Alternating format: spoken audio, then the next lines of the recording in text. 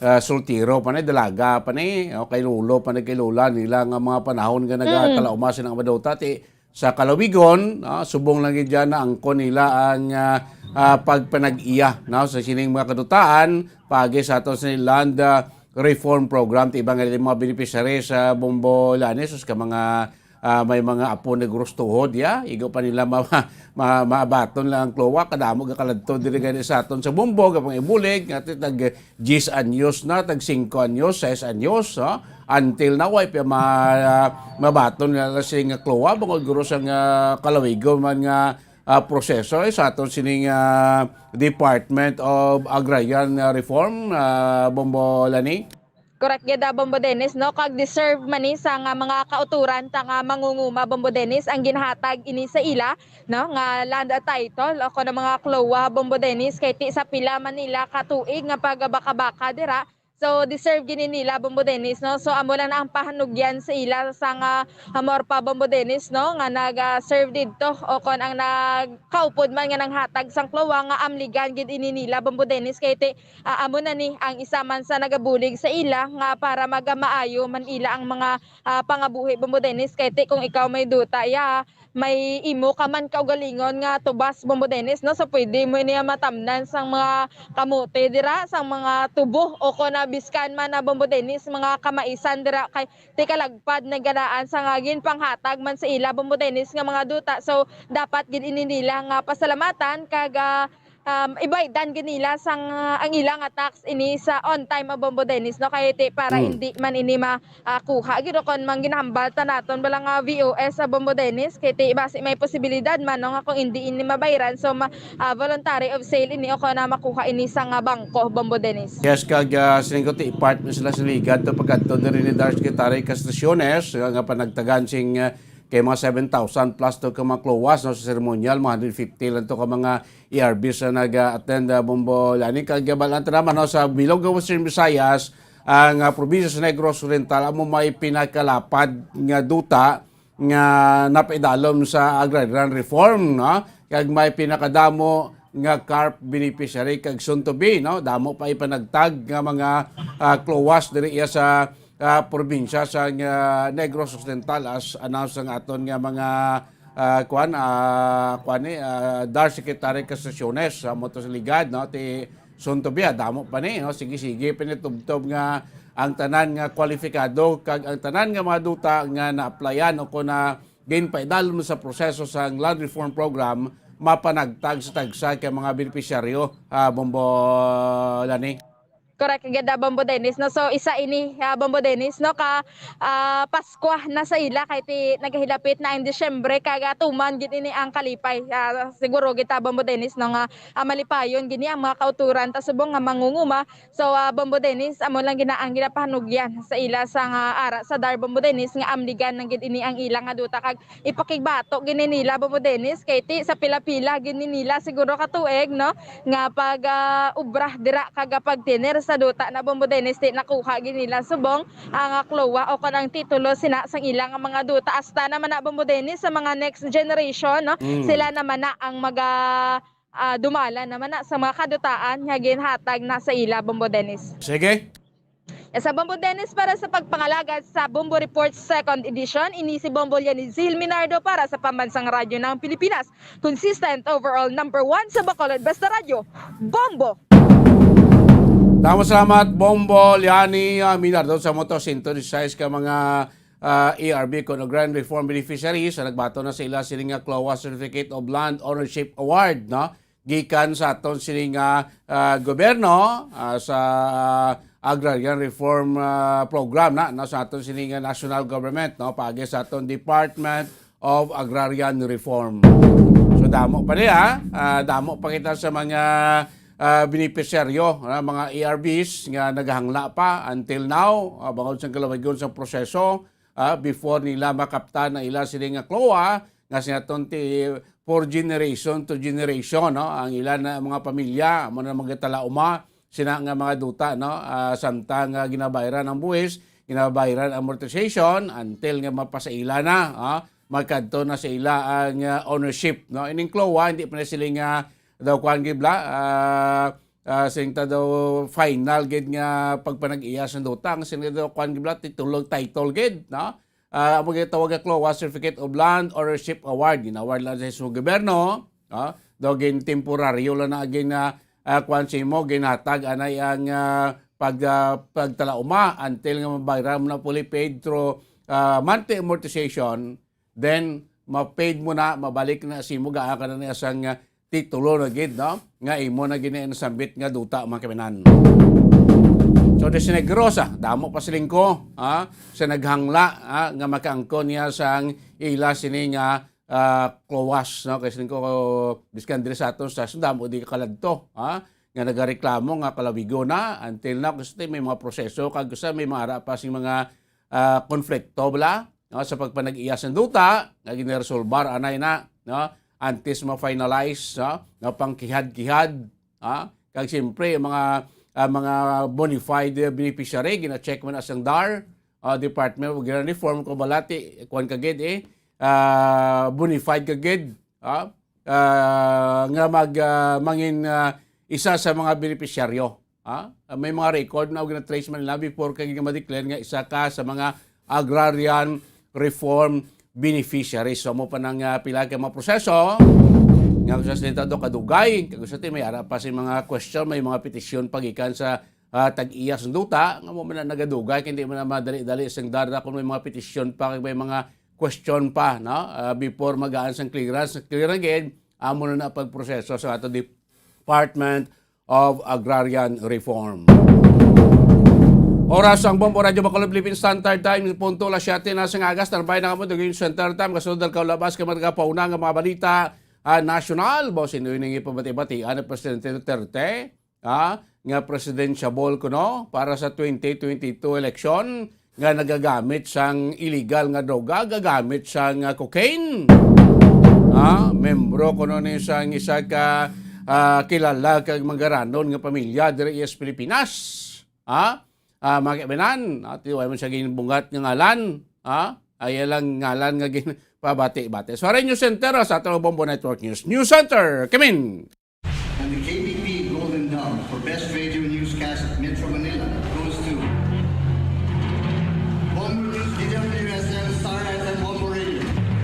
At ngayon, ang inyong tagapagbalita. Magandang umaga Pilipinas, anumang oras sa buong mundo. Narito na ang Bombo Network News Morning Edition, ikalabinsyam na sa buwan ng Nobyembre 2021 sa ulo ng ating mga balita. Si Pangulong Rodrigo Duterte pinalutang na umano'y may gumagamit ng illegal na droga na isang presidential candidate. Pagsasapubliko naman ng Pilipinas sa ginagawang pananakop ng China sa West Philippine Sea may magandang maidudulot. 6 katao arestado sa pamimeke ng vaccination cards at mga dokumento dyan sa lungsod ng Maynila. At sa ulat panahon naman, ang low pressure area magdadala ng ulan at baha sa Bicol at Southern Tagalog area ayon yan sa Pag-asa. Sa ating international news, California, may inilaan na $166.5 million na pondo sa anti-Asian hate crime. At sa ating sports news naman, International Olympic Committee may panuntunan sa mga pagsali ng mga transgender. Bago sa detalye, kami ang inyong mga tagapagbalita. Bombo Everly Rico. Ako naman si Bombo Dennis Hamito at ngayon sa ating mga detalye.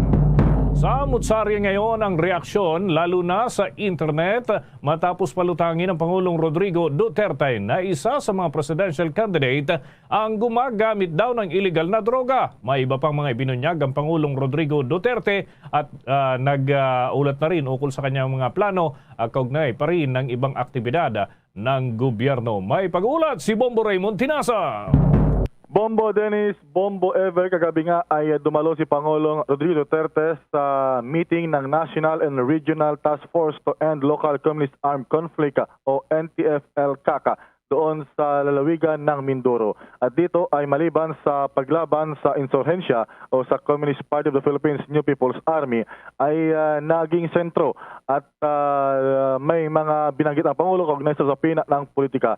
At dito nga ay kanyang ibinunyag o kaya ay pinalutang yung di umano ay paggamit ng illegal na droga, partikular ng cocaine, ng isang presidential aspirant. At batay sa description ng Pangulo sa kanyang blind item ay ito raw ay anak ng mayaman at ito ay kumbaga nangunguna sa pagka-presidente o sa survey dahil sabi niya he could win hands down. At ang sabi pa ng Pangulo ay weak leader ang naturang kandidato. At ito, siguro mas maganda, Bombo Dennis, na pakinggan natin yung si mismong Pangulo Duterte na ang magsabi yung kanyang tinutumbok kagabi. Hindi niyo magtaka, I will not make it clear now. There's even a presidential candidate na nag-cocaine. Yung mga mayaman sa Davao, ari ng lahat ng banana, ang distribution, yung nagsuside yung anak. May kandidato tayo na nagko-cocaine yan. Yung mga anak ng mga mayaman. Kaya ako nagtaka ako, anong nagawa yung tao niya? I'm just asking. What contribution has he made pala sa Pilipinas? Yan lang, gusto ko lang tanongin ng ano. Hindi naman sabang bakit ang Pilipino parang lukong-luko na supporting. Magtanong lang ako sa inyo, ano ang ginawa niyan? Nagdadroga yan ng cocaine ang tirada niya. Itong anak ng mga mayaman, lahat dito sa Manila, o sa Davao. Isang grupo yan. Tirada niya ng cocaine. Hindi ako nag-iintriga. Bahala kayo. Find out sa inyo. Kayo magtanong kayo sa Davao. May kilala kayo. Ang mga taga Maynila, yung mga mayaman talaga, ari ng biggest banana plantation, ako Pilipino, bigla na lang, hindi ako naiinggit, politika naman, may manalo, may matalo. Ganon rin ako noon, kung walang swerte, di wala.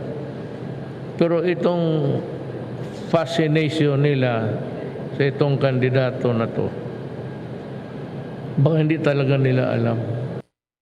Yan ang bahagi ng pahayag ni Pangulong Duterte.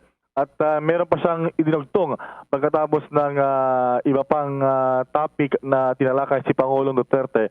At dito, binalikan niya yung usapin na naturang presidential aspirant. At sabi nga niya ay kumbaga yung kanyang fascination o paghanga, pagsuporta ng taong bayan ngayon sa naturang kandidato ay dahil daw sa namesake o dahil sa bitbit niyang apelyido. Pero ang sabi niya, hindi raw katulad sa kanyang tatay ay ang naturang kandidato ngayon ay weak leader. At balikan natin yung dagdag pa na pahayag ni Pangulong Duterte.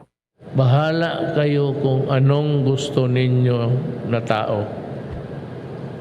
Inyo yan. Ang akin lang, pagdating ng panahon, basta sinabi ko sa inyo, and he is a very weak leader, ang karakter niya. Except for the name. Pero ang tatay, pero siya, anong ginawa niya? He may twin hands down. Okay. If that is what the Filipino wants, go ahead. Basta alam ninyo, Bahala kayo kung ano. Yan ang bahagi pa ng pahayag ni Pangulong Duterte, Bombo Dennis, Bombo Ever. Okay, Bombo Raymond, si Pangulong Duterte ay at least ngayon nagsasalita na rin siya tungkol dyan sa isyong politika. Pero how about yung mga plano niya? Dahil siya mismo, kandidato na siya, Bombo Raymond. So, dun sa pagiging senador, bakit nga ba senatorial ang kanyang target, Bombo Raymond? Maliban dun sa mga pasaring niya dyan sa presidential candidates, may nabanggit din ba siya tungkol naman sa kanyang mga sariling plano? Diyan, Bombo Dennis, kaya nga daw siya tatakbo sa pagkasenador para raw yung mga rules sa Kongreso ay masunod. Ginawa ng Pangulo ang pahayag dahil nga sa nangyayari daw na pagdinig ng Senate Blue Ribbon Committee kaugnay sa mga anomalya na pagbili ng PSDBM, yung 42 billion na halaga ng mga face mask, face shield at ilan pang mga medical supplies doon sa Pharmally. At dito ay sabi ng Pangulo, gusto niya na siya ay maupo sa Senado bilang senador para raw siya yung magpatupad ng rules doon sa Kongreso, sa Senado, para yung mga iniimbitahan na mga kumbaga resource persons ay hindi binabastos at talagang kumbaga kung ano yung sinasagot nila ay yun, hindi pipilit kung ano yung gustong kasagutan at hindi na dapat pinauupo, pinaghihintay ng ilang oras, ilang pagkakataon bago sila pagsalitain at pagpaliwanagin, Bombo Dennis. So yun ang sinasabi ng Pangulo na dahilan dahil lamang doon sa investigasyon ng Senate Blue Ribbon Committee sa Pharmally, kaya siya interesado, gusto niya maging senador, Bombo Dennis. Okay, wala na ba siyang pitik doon sa ibang mga senador? Lalo na yung paborito niyang banatan dyan, yung Blue Ribbon Committee, Bombo Raymond, dahil well, ngayon hindi nagpapatuloy yung pagdinig, lalo't may mga priority na inuukulan ng pansin yung para sa budget sa 2022, Bombo Raymond. Pero may nabanggit ba at least si Pangulong Duterte tungkol doon sa kanyang mga dati nang inaatake dyan ng mga senador? Wala namang masyadong direkta, tumbukin natin, wala namang masyadong direkta na pagbanat kay Senate Blue Ribbon Committee Chairman Richard Gordon na naging paborito niya recently sa kanya mga Talk to the People, Bombo Dennis. Pero hapyaw lamang doon nga sa pagdinig ng Senate Blue Ribbon Committee doon sa Pharmally company na bilhan ng PSDBM o ng bilyong halaga ng medical supplies, yung mga personal protective equipment, Bombo Dennis.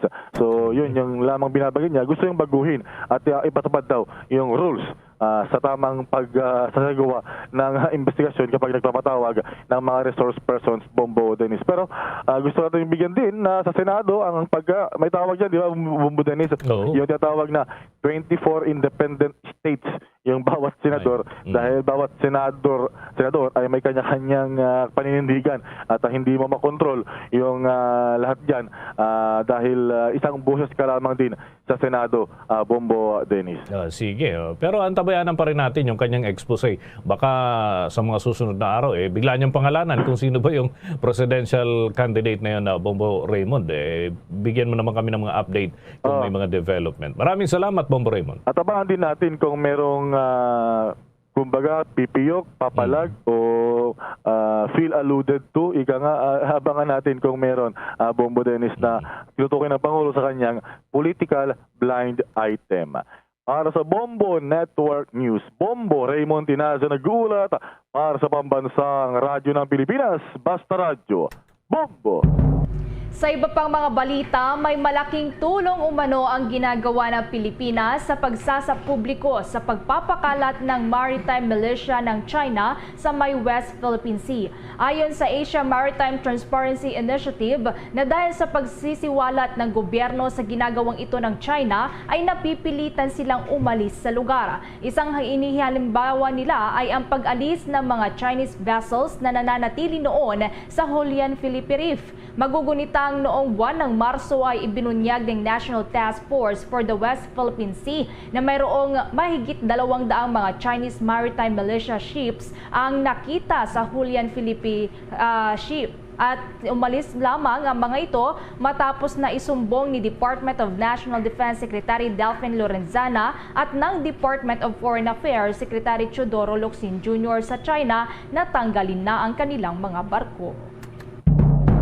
Samantala, sa karagdagan nating mga balita, ang mga laganap naman na pagbebenta ng peking vaccination card sa Maynila, minamanmanan na ng mga otoridad. Samantala, doon naman sa may San Juan City, ipinagmalaki ang pagiging una sa pagtatapos ng mga nabakunahang edad 12 hanggang 17 anyos. May karagdagang detalye si Bombo Jovino Galang. Mahigpit ang ginagawang pakikipag-ugnayan ng Department of Health sa PNP sa laganap na paggawa ng peking vaccination card. Kasunod dito sa pagkaaresto ng 6 na katao na nasa likod ng paggawa ng mga peking vaccination card sa Recto, Maynila. Pinangunahan ng Northern Police District ang entrapment operation, nagresulta sa pagkaaresto ng 6 na katao. Sinuyod nila ang nasabing lugar kung saan nakakuha ng mga peking vaccination card at ilang mga dokumento. Nagbunsod ang pakakatuklas ng mga peking vaccination card matapos na nakipag-ugnayan sa mga kapulisan ang isang negosyante na nais ipavalidate ang vaccination card ng kanyang empleyado at nakitang peke ang mga ito. Mariing itinanggi naman ng mga naarestong suspect ang nasabing aligasyon at sinabing sila ay napag-utusan lamang. Samantala, ipinagmalaki ng San Juan City Government na natapos na nila ang pagpapabakuna ng mahigit 5,000 na mga bata na nasa edad 12 hanggang 17 anyos. Ayon kay San Juan City Mayor Francis Zamora na mayroong 235% na ng kanilang target population ang kanilang naturukan na ng COVID-19 vaccine. Maging ang mga hindi residente nila ay kanilang natapos na nabakunahan din. Sa kasalukuyan ay tumutulong ang kanilang lungsod para mabakunahan ang mga batang edad 12 hanggang 17 anyos na mula sa ibang lugar. Nag-uulat para sa Pambansang Radyo ng Pilipinas, Bombo Jovino Galang, Basta Radyo, Bombo! Ay nako, iba na ho talaga yung lagay ho ng ating panahon, no? Lalo na ho dyan ngayon sa Bicol Region, may mga pag-ulan na naman. Kaya ingat-ingat ho tayo mga kabombo, mga ka-Star Nation, ano? Matindi yung init pagkatanghali, tapos uulanin ka sa hapon. Nako, yari, ano? Kaya ho, mabuti na lamang at may Immunomax food supplement. Ang Immunomax ay gawa sa CM Glucan na nagmula ho yan sa Switzerland. Ito'y available in capsule for adults at syrup for kids. Meron din hong 40 variant mula ho rito sa amin. O kahit nasaan lugar pa po kayo, no, magandang balita talagang dala ng Immunomax. Mahalagang paalala, ang Immunomax ay hindi gamot at hindi dapat gamiting panggamot sa anumang uri ng sakit. Abangan mamaya mga kabombo, mga ka-Star Nation, dahil tayo may makakausap po mula ho dyan sa ibang bansa, no? Sa Estados Unidos, dahil dito sa issue naman ng sitwasyon sa West Philippine Sea, yan ho makakausap po natin at makakakuha tayo ng mga ilang pang impormasyon. Kung muna tayo ng update dyan sa Taguig City, kaugnay ho dun sa limited face-to-face preparation nila. May balita ang Star FM Manila. Siniguro ng Taguig City LGU na handa na ang kanilang mga paaralan sa implementasyon ng pilot face-to-face classes sa kabila ng nararanasan pa rin na COVID-19 pandemic. Sa isang statement, sinabi ng pamahalaang lungsod na sisiguruhin nilang compliant ang mga pasilidad nila sa oras na mapayagan na ang pagbabalik ng face-to-face classes, lalong-lalo na sa tertiary level. Hinimok ng Taguig City LGU ang mga public and private school administrators na sundin ang infection control and mitigation strategies na inirekomenda ng Journal of the Royal Society of Medicine na ventilation, testing at vaccination sa mga paaralan. Kinakailangan umano na makompleto na ang pagbabakuna sa mga guro at school staff upang maingatan ang mga estudyante sa oras na magbalik na ang limited face-to-face classes sa mga paaralan ng lungsod. Matatandaan na noong Setyembre ay isa ang Taguig City sa pinili bilang pilot city sa Metro Manila na magsasagawa ng face-to-face classes sa oras na may sa pinal na ito ng pamahalaan. Mayroon nang ipinasa ang DepEd Taguig Pateros Office na 2 pampublikong paaralan sa lungsod at 4 na international schools para sa pilot implementation nito. Para sa Bombo Network News, mula dito sa 102.7 Star FM Manila, Star DJ John Marino para sa Pambansang Radyo ng Pilipinas, Basta Radyo, Bombo! Samantala, nakatanggap ng bansa ng mahigit kalahating milyon doses ng Pfizer-BioNTech COVID-19 vaccine. Pasado alas 8 ng kagabi, ay lumapag ang eroplano na kinalululanan ng naturang mga bakuna dyan sa Ninoy Aquino International Airport Terminal 3. At pinasalamatan naman ni National Task Force Against COVID-19 Assistant Secretary Wilmin Mayor ang US dahil nga sa pagtulong sa Pilipinas para mabili ang nasabing mga bakuna. Dagdag pa rito na mayroon pang darating na mahigit 600,000 doses ng Pfizer vaccine ngayong Nobyembre 19 at tuloy-tuloy pa ho hanggang sa makumpleto yung kinakailangang bakuna para makamit natin ang community protection kapag naiturok na ho ito sa atin hong mga kababayan sa iba't ibang dako ng ating bansa, bunsod pa rin hong nananatili pa rin na COVID-19 pandemic. Sa iba pa nating mga balita, inilabas naman ng Commission on Elections ang Implementing Rules and Regulations o IRR para sa pagsasagawa ng e-rallies bilang alternatibo sa mga physical na rallies para sa 2022 national elections dahil pa rin yan si COVID-19. Magiging gabay ang IRR sa implementasyon ng Republic Act 9006 o ang Fair Election Act para sa May 9, 2022 national and local elections.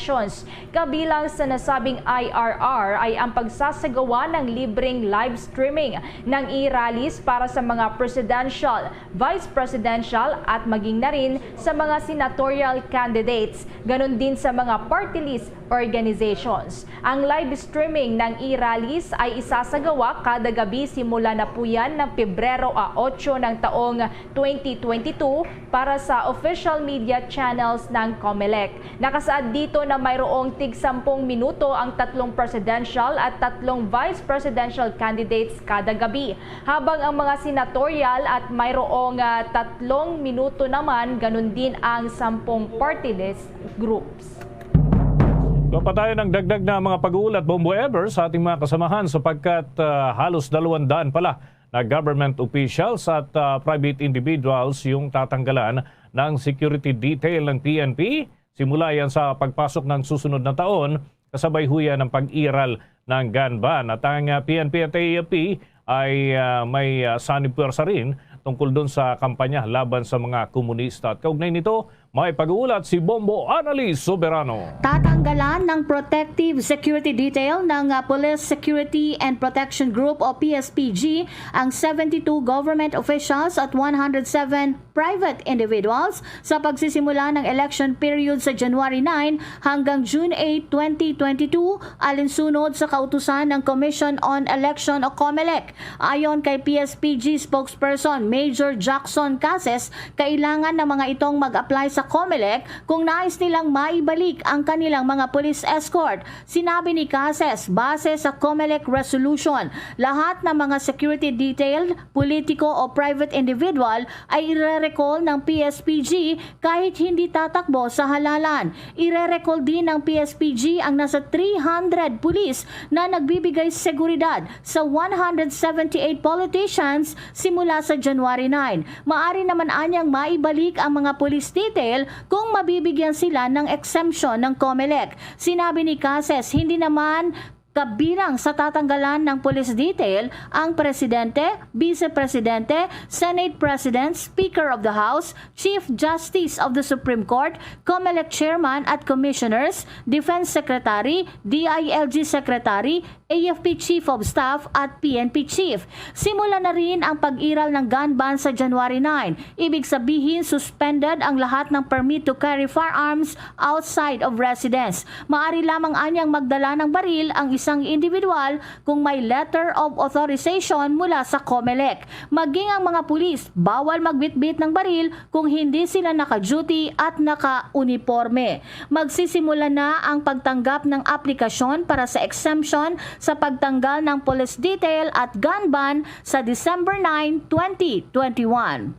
Samantala, sinimula na rin ni PNP Chief General Jonardo Carlos ang pakikipag-ugnayan sa kanilang counterpart, ang Armed Forces of the Philippines, para sa gagawing joint operation laban sa mga natitirang miyembro ng CPP, NPA, NDF, lalo na sa Central Luzon at Northern Luzon. Binisita ni PNP Chief nitong Miyerkules ang Northern Luzon Command, kung saan nakipagpulong ito kay NOLCOM Commander Lieutenant General Arnulfo Burgos hinggil sa gagawing ugnayan ng dalawang security sector na naglalayon para tapusin ang pamamayagpag ng komunistang rebelde.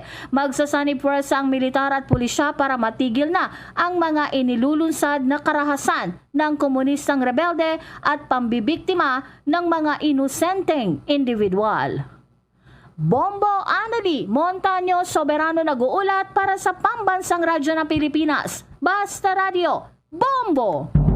Bago tayo umusad sa iba pang balita, lalo na dito sa Metro Manila at yung ating mga national news, ay dako muna tayo dyan sa Central Visayas sapagkat malungkot na balita dahil pumanaw na ho yung alkalde dyan sa Cebu. May mga development hinggil ho dyan ang Bombo Radio Cebu sa pamamagitan ni Bombo Eric Amaro. Bombo Eric, magandang umaga. Please come in. Bombo Dennis, no? Bombo Ever Bombo Radio Philippines, dahil ngayong umaga pumanaw si Mayor Edgardo Labella sa isang pribadong hospital dito sa lungsod ng Cebu sa edad na 70 anyos. Ito ang kinumpirma ni Cebu City Acting Mayor Mike Rama kaninang ngayong umaga at sa interview ng Bombo Radio Cebu. Madaling sabi pa ni Rama, ilang mga personalidad rin na close sa kampo ni Mayor Labella ang nag-post rin sa social media account nila.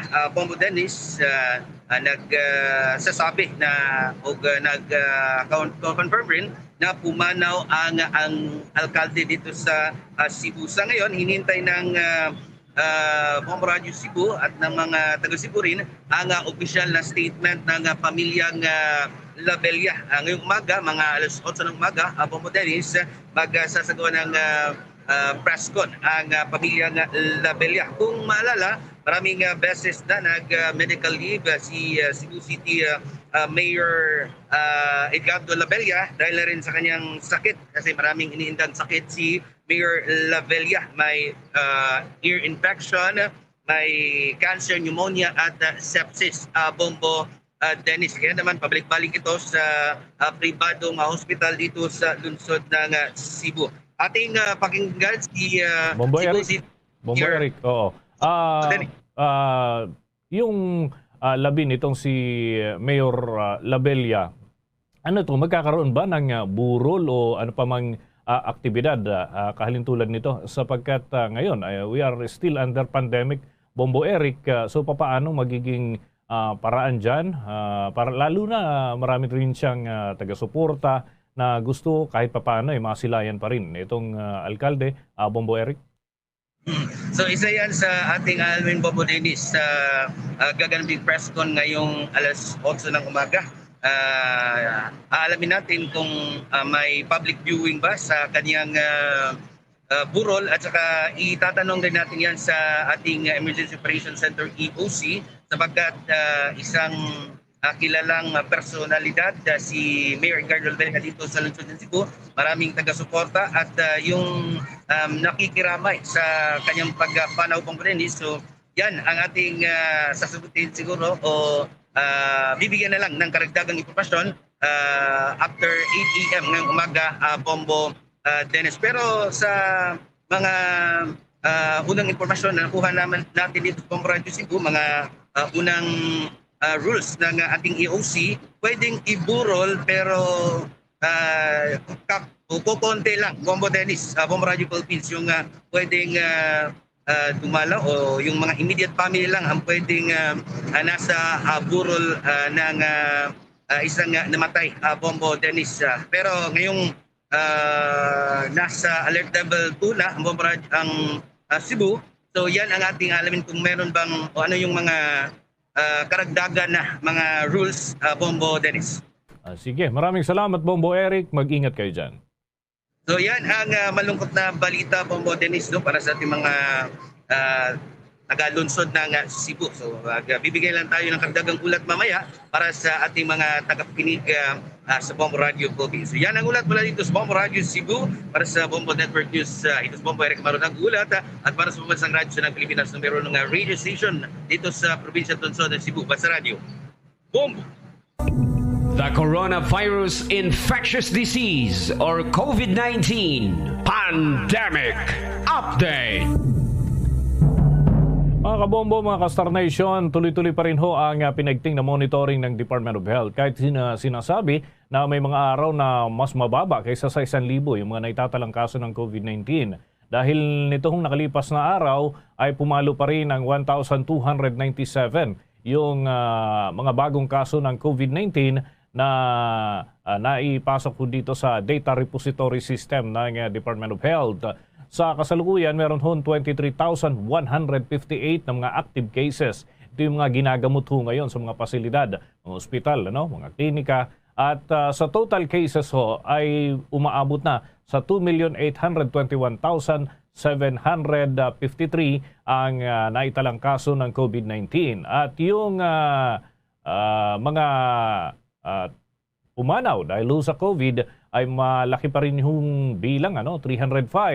Kaya meron na tayong total fatalities sa Pilipinas na 46,422. Yung mga gumaling naman ay nasa 1,956 ang panibagong naitala. Kaya meron na tayong 2,752,173 na mga nakarecover matapos ang gamutan at quarantine procedure. Sa buong mundo naman, mga kabombo, mga Kastar Nation, ay meron ho tayong kabuuan na 256.2 million mahigit na infected ng COVID-19.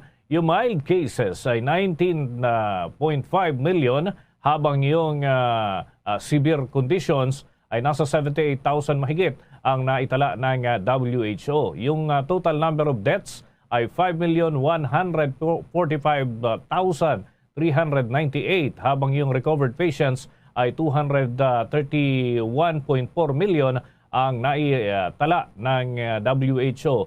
Yung mga bansa naman na mataas pa rin ang kaso ng COVID ay Estados Unidos ho ang maigting pa rin minomonitor dahil meron na silang kabuuan na 48.3 million cases sa total case count. Yung new cases ho kasi sa kanila 64,000 mahigit pa rin habang yung new number of deaths 785 at yung total fatalities dyan sa Amerika 788,000 mahigit.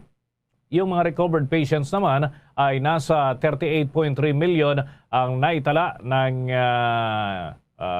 Health Department doon sa Estados Unidos at patuloy pa rin ho ang kanilang maigting na monitoring doon sa mga naitatalang mga kaso. Gayon din sa India ay meron hong 34.4 million mahigit na infected ng COVID-19. Mahigit 400,000 yung kanilang number of fatalities habang 33.8 million naman yung mga nakarecover sa naturang bansa. Sa iba namang mga balita, nananawagan si incoming Catholic Bishop Conference of the Philippines o CBCP President Bishop Pablo Virgilio David na dapat tiyakin ng mga botante na tanging mga mapagkakatiwalaang mga kandidato ang kanilang iluluklok sa darating na halalan. Dagdag pa nito na dapat hindi sapat na magdasal lamang ang mga tao na magkaroon ng mabuting kandidato at sa halip ay dapat na kumilos para mahalal ang mga nararapat na kandidato. Ipinagkalooban niya ng Diyos sa mga tao na mamili sa mga tao na mamumuno sa lipunan kaya dapat na ito ay samantalahin para na rin sa kapakanan ng lahat. Formal na uupo sa kanyang pwesto si Bishop David sa Disyembre 1 kung saan ay papalitan niya si Davao City Archbishop Romulo Valles. Pa tayo ng mga pag-uulat, Bombo Ever, sapagkat yung enrollees para ho sa kasalukuyang school year ay tumaas daw ng 4% kumpara yan sa nagdaang pasukan. Alamin natin ang iba pang mga paghahanda ng DepEd at iba pang mga ahensya at mga stakeholders na rin dito sa proseso ng mga pag-aaral ng mga estudyante ho natin. May balita si Bombo Dave Vincent Pasit. Bobo Denise, tumaas nga ng halos 4% ang bilang ng mga enrollees para sa basic education ngayong school year 2021 to 2022. Base sa Learners Information System o LIS ng Department of Education, 27,232,095 ang bilang ng mga enrollees para sa kasalukuyang school year. Ito ay 1,005,073 o 3.83% na mas marami kung ikukumpara naman sa 26.2 million na enrollments noong nakaraang taon. Ayon sa kagawaran, tumaas ng 1.1 million mahigit ang bilang ng mga estudyante sa ngayon sa mga pampublikong paaralan. Pero bumaba naman ng bahagya ang mga nag-enroll sa mga private schools, state at local universities and colleges at mga Philippine schools overseas. Sa kabila naman ito ay pumalo sa 612,140 ang bilang ng mga estudyanteng lumipat sa pribadong paaralan mula sa mga public schools, habang 305,000 mahigit naman ang nag-transfer mula sa mga private schools patungo sa mga pampublikong paaralan. Kabaliktaran ito ng naging sitwasyon naman noong nakaraang taon. Sinabi pa ng DepEd na ang pagtaas ng bilang ng mga enrollees para sa kasalukuyang school year ay nagpapatunay lamang sa nauna nilang pahayag na nagpatuloy sa kanilang mga pag-aaral yung mga estudyante na nakapag-enroll noong nakalipas na school year. Bagamat nakapagtala naman ang pagtaas sa bilang ng formal education enrollees, malaki naman, Bombo Dennis, yung pagbaba sa informal education o itong tinatawag na Alternative Learning System o ALS.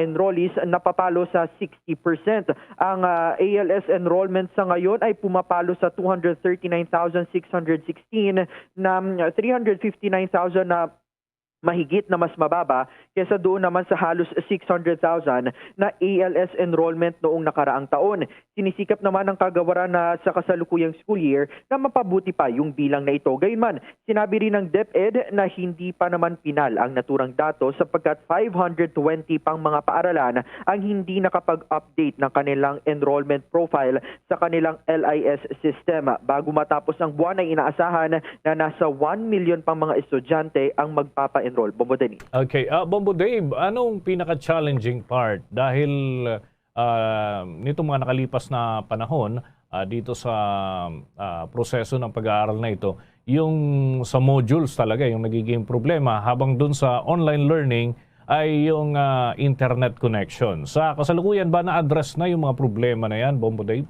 Well, work in progress pa rin yan, Bombo Dennis, kasi hanggang sa kasalukuyan, yan pa rin yung mga nakikita mga pangunahing problema ng Department of Education na mga inirereklamo din ng ilang mga magulang at ng mga estudyante sa kabila nga ng pagluluwag ni ginawa ng pamahalaan at pinayagan na itong limited face-to-face classes. So yan pa rin yung patuloy nilang sinisikap na maresolba hanggang sa kasalukuyan yung issue nga, Bombo Dennis, sa mahinang internet connection sa ilang mga piling lugar sa bansa, gayon din yung mga errors sa mga modules ng mga estudyante natin na, Bombo Dennis. Sige, maraming salamat, Bombo Dave. Bombo Dave and San Pasit nag-uulat para sa Pambansang Radyo ng Pilipinas. Basta radyo, Bombo!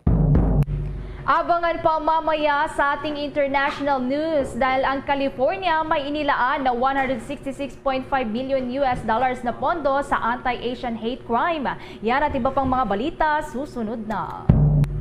Dunkin' Delivery po! Dunkin' Delivery po! Dunkin' Delivery po! Dunkin' Delivery po! Yes, may Dunkin' Coffee! May Dunkin' Coffee! May Dunkin' Coffee! May Dunkin' Coffee! Ganyan ang Dunkin' Day Coffee Box! 4 cups agad of signature Dunkin' hot or iced coffee, hot choco or hot choco java in 1 grab-and-go carton. Bukas, Choco Java naman! Choco Java naman! Choco Java naman! Choco Java naman! Para 4 cups agad, Dunkin' Day Coffee Box! At ngayon, sa pagpapatuloy ng iba pang pangunahing mga balita. Mga kabombo, mga Kastar Nation, mainit na pinag-uusapan yung mga pangyayari ho dyan sa West Philippine Sea. At ito ho'y hindi lamang dito sa Pilipinas. Umaabot na rin ho ito sa iba pang mga bansa at kanya-kanyang reaksyon hinggil ho dun sa pagbomba ng tubig sa mga kababayan ho nating nandun. Kaugnay ho niyan, makakausap po natin ang isang Washington-based Filipino lawyer, no? Hinggil ho dito sa mga kahalintulad na sitwasyon at iba pang mga paksa na rin. Pabatiin muna natin sa Bombo Radio Philippines, we're nationwide and worldwide. Si Bombo Dennis po ito, together with me, si Bombo Everly Rico. Magandang umaga po sa inyo, Attorney Arnedo Valera mula dito sa Pilipinas. Good morning, sir. Magandang umaga muli, Bombo Dennis and Bombo Everly, and thank you again for having me, and hopefully we can provide some good analysis and insights dito sa nangyayari sa South China Sea or West Philippine Sea.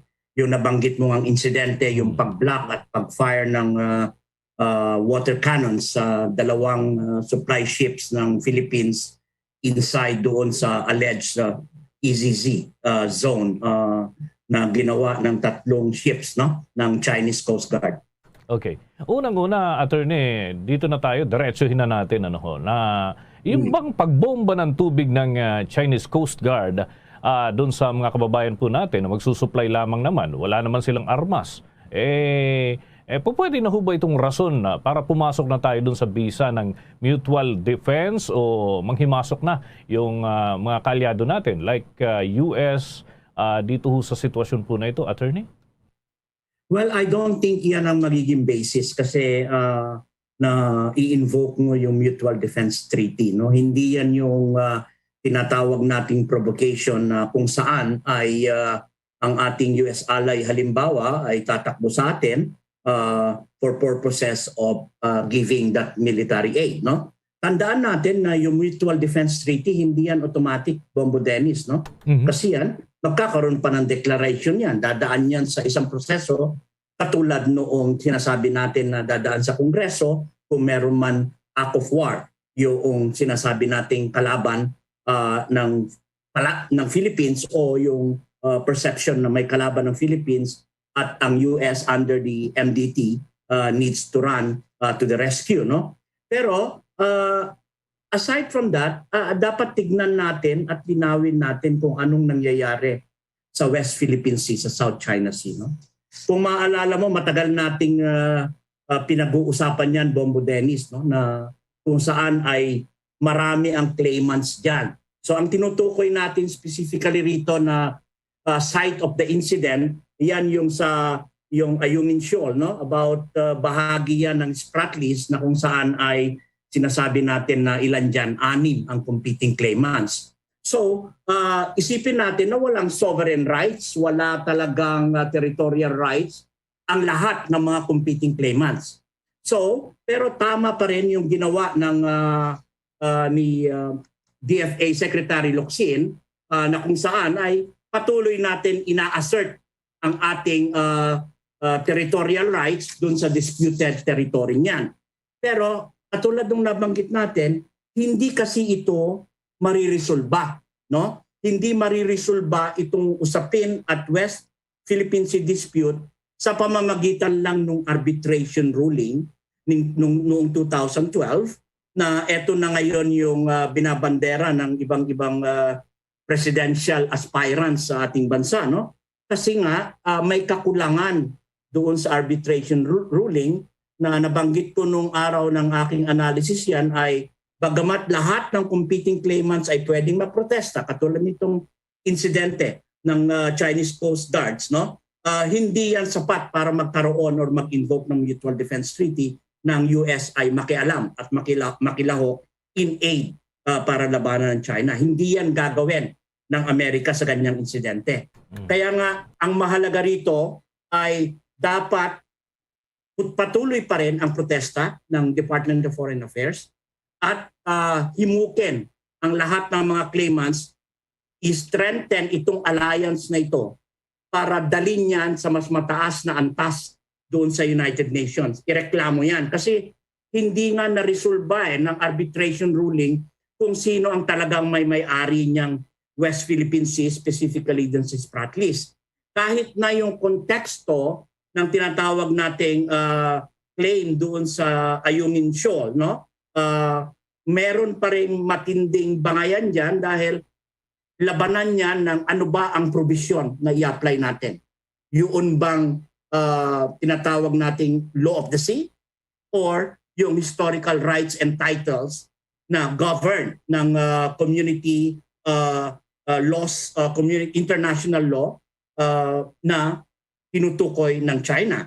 No, ang makaka-resolve lang yan is essentially yung international court, no, ICJ, International Court of Justice, na kung saan ay sana magkaroon ng sponsor ang lahat ng competing claimants, humingi ng advisory opinion at ilatag yan sa ICJ for purposes of determining yung pagmamay-ari at ownership ng mga disputed islands. Kasi alam natin, siyam na dekada na yan, Bombo Dennis, no? Hindi natin mariresolve yan sa pamamagitan lang ng Law of the Convention of the Sea.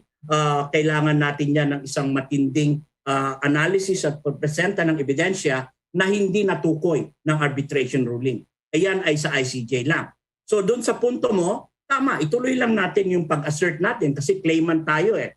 Pero ang mahirap nito, dapat yung mga susunod na administration, Bombo Dennis, or sino man yung mga nagkakampanya rito regarding the issue of West Philippine Sea, sana alamin nilang mabuti kung ano yung esensya ng arbitration ruling at ano ang nararapat na foreign policy ng isang malayang pamahalaan katulad ng Pilipinas with regard to doon sa provision na kung saan ay merong nakalatag doon sa ating saligang batas na magpursu tayo ng independent foreign policy in connection with promoting our national interest, no? Okay. So napakahalaga diyan kasi do we conduct a constructive engagement with China as it is right now, or are we going to be really fearless in a way na i-assert natin as if may kakayahan tayo militarily, no?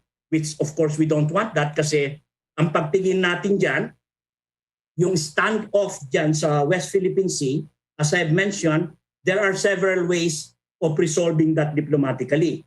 In fact, yung ginagawa ng Philippine government, although naumpisahan na, ay malaki pa rin yung pagkukulang kasi wala talagang talks, wala talagang summit talks between the Philippine government at saka China. Whether it be bilateral or whether it be multilateral, na yun nga ang proposal ko na sana lahat ng mga kakandidato na bilang Pangulo ay suriin nila at ilatag nila ano ba specifically ang foreign policy ng Pilipinas sa China or in general, no? Halimbawa, katulad niyan, sa ating kasaysayan, alam natin na isang malaking bahagi ng foreign policy ng isang malayang pamahalaan katulad ng Pilipinas ay yung protection ng ating citizens, di ba? At yung mga allies natin. Pangalawa, yung pagpurso ng independent foreign policy, linawin niya ng mga presidential candidates na lahat tayo ay makipagkaibigan sa lahat ng bansa at walang kaaway. Kasi consistent ka sa foreign policy mo or dun sa tinatawag nating independent, in the pursuit of independent foreign policy. At ano yung kontribusyon ng Pilipinas sa world peace and balance of power. So ayan yung mga mahalagang balangkas na nakikita ko na i-address dapat ng mga presidential candidates, no? Kasi lahat ngayon nagiging political soundbites. Bombo Dennis, tama. Tama si Locsin, di ba? Tama si DFA Locsin na okay, mag-assert tayo, we demand na umatras at mag-back off ang China. Pero hindi yung sapat kasi wala talagang struktura o balangkas ng tunay na pag-uusap, whether bilaterally or multilaterally. Halimbawa, round 1, ito pag-usapan natin, round 2, round 3, and then papunta tayo sa United Nations at doon buksan talaga yung tunay na pag-uusap. Huwag tayong bumahagi at basically yung nakadepend tayo doon sa arbitration of 2012 kasi it will 2016 it will never resolve in our lifetime itong issue ng West Philippine Sea dispute. So magkakaroon niyan ng girian. Pero itong napangyayaring ito sa yung nabanggit mo ng November 16 ay hindi yan sapat para i-invoke mo yung Mutual Defense Treaty. Of course, tama lang yung maliit na bagay na ginawa ni Secretary DFA Locsin with regard to sending a verbal note doon sa embassy ng China. Pero ang patibayin talaga nito is the Philippines needs to fashion and at the same time reconstruct its foreign policy in China. Ano ba talaga ang gusto ninyo?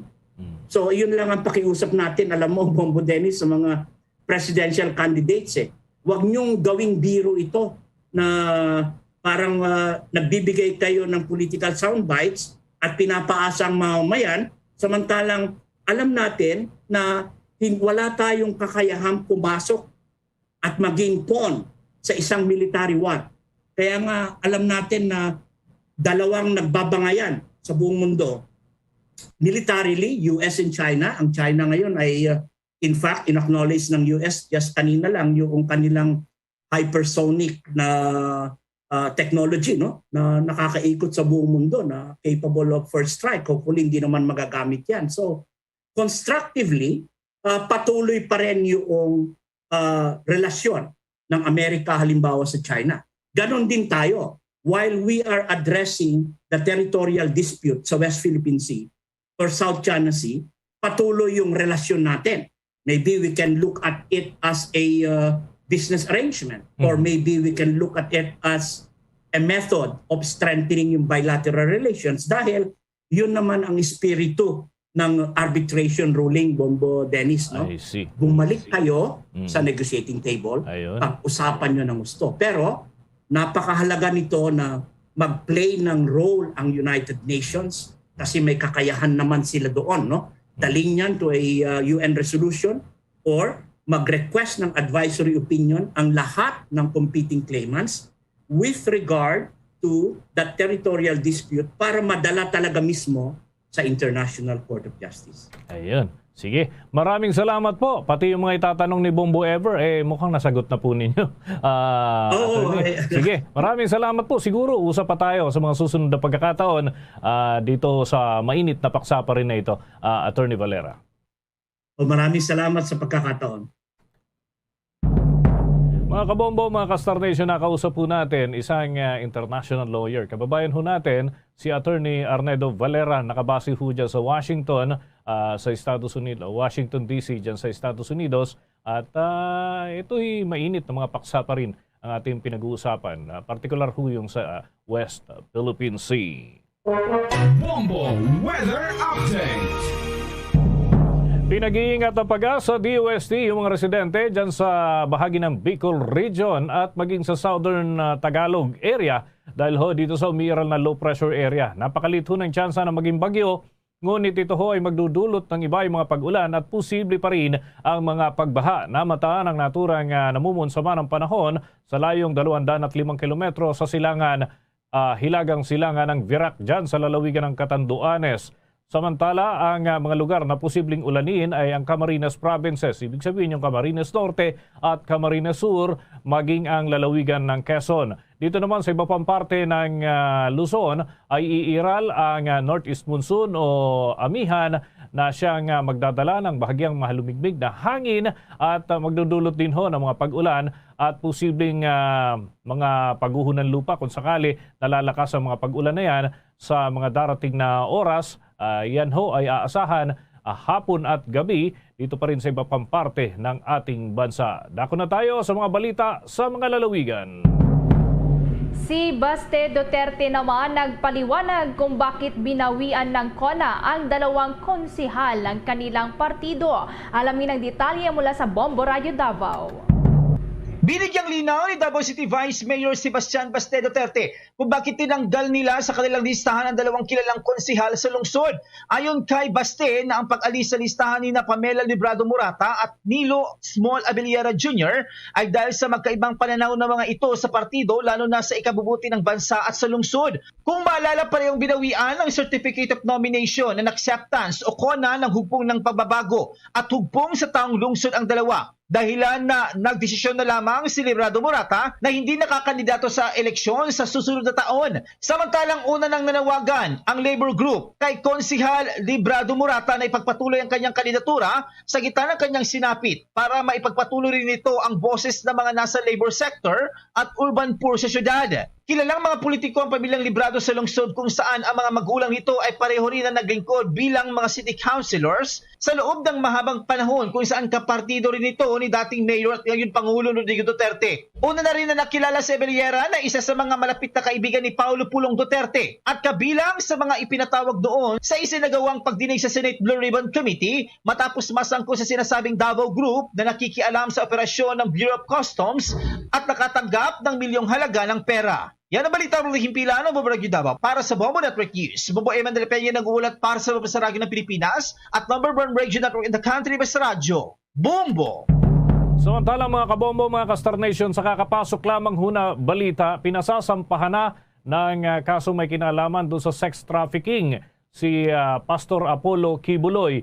At dito ho sa latest information ay ito nga si Pastor Kibuloy. Siya ho yung founder ng Kingdom of Jesus Christ, the name above every name, at pati na yung iba pang church officials nila ay kasama ho doon sa reklamo. Nakapaloob ho ito sa 72-page indictment charges na inilabas ng Los Angeles Federal Prosecutors. Batay nga doon sa indictment ay inaakusahan si Pastor Kibuloy at dalawa pang defendants ng pagre-recruit ng mga kababaihan. Ito huy may edad daw na 12 hanggang 25 anyos bilang personal assistants o mga pastorals kung saan sila umano ang naghahanda ng pagkain ng pastor, naglilinis ng kanyang bahay, nagmamasahe sa kanya at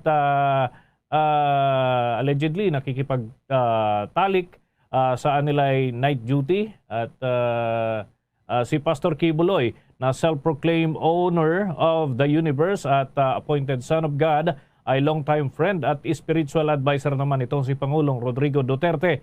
Wala pa namang inilalabas na reaksyon ang kampo nitong si Pastor Kibuloy sa nasabing report mula huyan dyan sa Estados Unidos. Sa dagdag pang balita, update muna tayo hinggil ho dun sa mga pagbaha na nararanasan dyan sa may Cotabato area. Dahil tumaas pa raw yung level ng tubig. May follow-up report si Bombo Gary Puersas. Umapaw na ang Pulangi River, Rio Grande de Mindanao at Ligua San Mars dulot na malakas na buhos ng ulan. Rumaragasa rin ang baha mula sa Bukidnon at Agusan River kaya binaha ang probinsya ng Cotabato at Maguindanao na Cats Basin o tagasalo ng tubig sa Karatig Lalawigan. Maraming mga residente na rin sa bayan ng Pikit Cotabato ang lumikas dahil sa baha. Matatandaan na isang 1-year-old na sanggol ang nasawi ng mahulog sa bubungan ng kanilang bahay at tinangay ng baha sa sitio proper, Barangay Talitay, Pikit Cotabato. Umakyat si Sagira Kader Molina sa atip kasama ang kanyang sanggol dahil lubog na ang kanilang bahay sa baha. Ngunit aksidenteng nahulog ang biktima. Naisugod pa ang sanggol sa pagamutan ngunit hindi na ito umabot ng buhay. Sa ngayon ay nagpapatuloy ang rescue operation ng Municipal Disaster Risk Reduction Management sa bayan ng Pikit kung saan tumulong na ang pulisya at militar sa mga pamilya na naipit sa baha. Nagulat live mula dito sa Cotabato City, Bombo Gary Puersas para sa Pambansang Radyo ng Pilipinas, Basta Radyo, Bombo! Bombo International News. Naglaan ang California ng $166.5 million na pondo para matigil ang anti-Asian hate crimes. Sinabi ni California Assemblyman Phil Teng na sapat na ang nasabing pondo sa loob ng 3 taon para maibigay sa mga grupo na lumalaban sa anti-hate crimes. Pipiliin ng Department of Social Services ang karapat-dapat na grupo na makakatanggap ng nasabing pondo. Ikinatuwa naman ni Filipino-American Sierra Madre Mayor and Asian Pacific Policy and Planning Council Board President Rachel Arizmendi ang nasabing pagpopondo para matulungan ang mga tumaas na bilang ng mga biktima ng Asian hate crimes. Noong nakalipas na taon kasi ay aabot sa 10,000 mga naitalang kaso ng Asian hate crimes. Samantala, ang gobyerno naman ng Vancouver, Canada nananawagan sa mga residente na iwasan ang hoarding dahil sa nararanasang pagbaha doon ngayon. May karagdagang detalye ang Bombo Radyo Dagupan. Nanawagan Nagpatupad ang gobyerno sa Vancouver, Canada sa publiko na iwasan ang hoarding. Ito ang iniulat ni Bombo International News Correspondent Ruth Marie Magalong mula sa Canada kasunod ang pagsasailalim sa state of emergency sa kanilang lugar dahil sa naranasang matinding pagbaha. Anya, ang panawagan ay kasunod ng pagkakaapekto ng isang poultry farm sa pagbaha. Kahit hiniling ng gobyerno na iwasan ang hoarding lalo na sa itlog upang maiwasan ang kawalan ng stock para sa iba pang residente. Sa ngayon ay kay Magalong tumilan ang pag-ulang nararanasan bagamat nagsasagawa pa rin ng evacuation sa ilang lugar dahil sa pagbahang nararanasan. Nabatid na sa nasabing pagbaha, isa ang nasawi habang 3 katao naman ang napaulat na nawawala habang nasa 1,800 naman ang naapektuhan sa parte ng Pacific Coast Province. Yung supply, okay, so nagkakaroon ng shortages. So ngayon, one of the appeal of the provincial premier is like, as much as possible is no hoarding and then yung crisis, during this crisis. Inaasahang tataas pa ang death toll mula sa malawakang pagbaha at landslide. Samantala, ayon sa mga otoridad, ang naturang bagyo ang pinakamatinding tumama sa kasaysayan ng Canada na nagresulta umano sa climate change. Para sa Bombo Network News, mula rito sa Bombo Radio Dagupan, Bombo Justin Fontanilla Rosete nag-uulat para sa pambansang radyo ng Pilipinas, consistent number 1 sa buong lalawigan. Bombo Sports News. Naglabas na ng panuntunan ng International Olympic Committee o yung IOC para sa panuntunan sa mga atleta na transgender na sumasabak sa mga kompetisyon. Inilabas ang nasabing gabay matapos yung 2 taon na pagpupulong sa mahigit 250 atleta at mga stakeholders.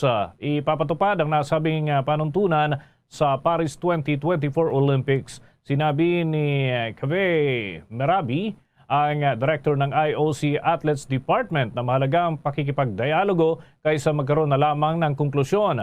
Papalitan nito ang dating panuntunan ng IOC noong 2015 na papayagan lamang ang mga atletang transgender sa pamamagitan ng kanilang testosterone level. Magugunitang noong 2020 Tokyo Olympics ay aabot sa 180 LGBTQ athletes. Ang lumaho kung saan isa sa mga ito ay si Laurel Hubbard na siyang naging kauna-unahang transgender woman mula sa New Zealand ang lumahok sa Women's Super Heavyweight plus 87 kilograms category. Pero nabigo ito sa naturang laro at ang soccer player na si King ng women's team ng bansang Canada. Bombo Entertainment News. Bombo Entertainment News. Ilang local celebrities naman ang maagang nagbahagi na ng kanilang plano para sa Pasko. May chika si Bombo Nes kay Abyab Mercado. Pagdiriwang sa labas ng bansa ang plano ng karamihan sa ilang local celebrities para sa Pasko ngayong taon sa gitna ng pagkakaroon na ng bakuna kontra COVID-19. Tulad na lamang ni Alden Richards na lilipad patungong San Francisco, California na idediretso na raw sa kanyang kaarawan sa January 2 o bagong taon na. Gayunman, hindi nito makakasama ang buong pamilya dahil hindi anya sila makakuha ng schedule sa US Embassy para sana sa US visa. Sa Amerika rin ang destinasyon ng newlywed showbiz couple na sina Tom Rodriguez at Carla Abellana para raw sa part 2 ng kanilang honeymoon. Kabaliktaran naman kay Dina Bonnevie ang nakagawiang sa Ilocos tuwing Pasko, ngunit ngayon ay sa Metro Manila lamang upang mabisita sa Columbarium ang pumanaw na ama nito lamang November 1. Yan ang latest chika. Ito si Bombo Nes kay Abyab Mercado nag-uulat para sa Pambansang Radyo ng Pilipinas, Basta Radio, Bombo! Bago po tayo magtapos, narito po ang Orasyo Emperata. Merciful and compassionate Father, we come to you in our need to seek your protection against the COVID-19 virus that has disturbed and even claimed lives. We ask you now to look upon us with love and by your healing hand. Dispel the fear and sickness and death. Restore our hope and strengthen our faith. We pray that you guide the people tasked to find cures for this disease and to stem its transmission. We thank you for the vaccines developed made possible by your guiding hands. Bless our efforts to use these vaccines to end the pandemic in our country. We pray for our health workers that they may minister to the sick with competence and compassion.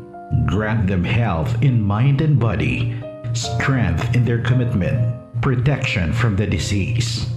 We pray for those afflicted. May they be restored to health. Protect those who care for them. Grant eternal rest to those who have died. Give us a grace in these trying times to work for the good of all and to help those in need. May our concern and compassion for each other see us through this crisis and lead us to conversion and holiness. Grant all these through our Lord Jesus Christ, your Son, who lives and reigns with you in the unity of the Holy Spirit, God, forever and ever. Amen.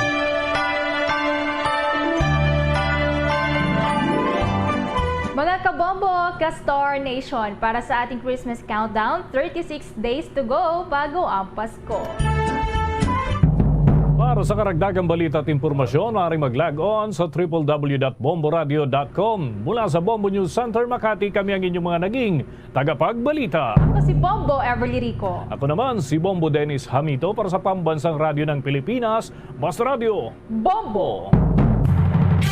At sumainyo ang kalipunan ng maiinit at pangunahing mga balita sa Bombo Network News. Hatid sa inyo ng Pambansang Radyo ng Pilipinas, Bombo Radio Philippines. Pa Radio Bombo!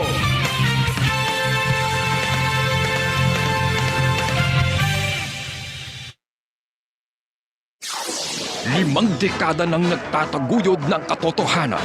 5 dekada nang nagtatanggol sa mga mamamayan. Patuloy na nagsasaliksik at mabilis maghatid ng mga balitang siksik at malaman. Patuloy na nangunguna sa mga issue, drama, promo at serbisyo publiko. Ito ang Bombo Radyo Bacolod, ang pambansang radyo ng Pilipinas. Pa Radio Bombo! Bombo Radyo Bacolod. Number 1! Pa Radio Bombo! Oras ang Bombo Radyo Bacolod, Philippine Standard Time, 4 minutos na nakalikan stock na alas 8 sa aga.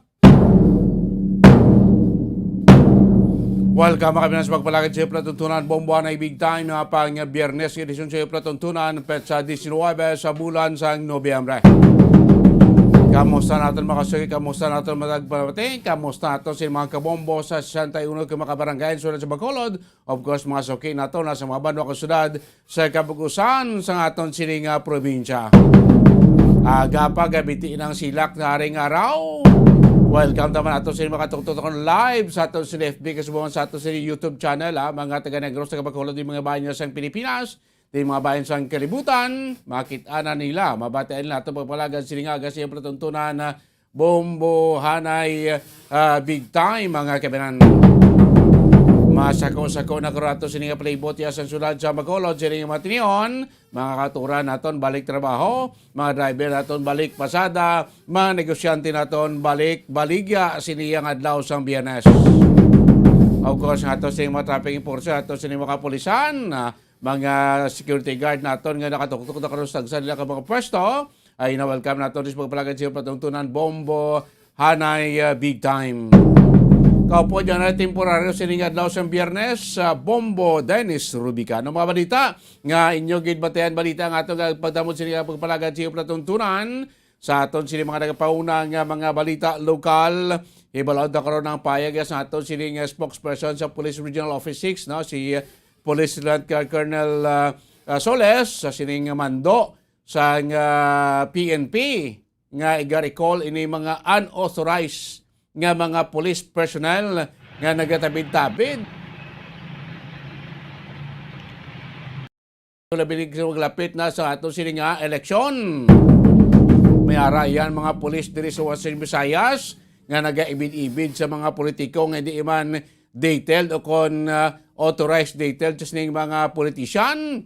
Samtang doga pag naton nga mga balita lokal di sa nga mga anay membro sa New People's Army ang nagbaton sang cash assistance matapos kanya sila nagbalik niya sa sabak sang gobyerno.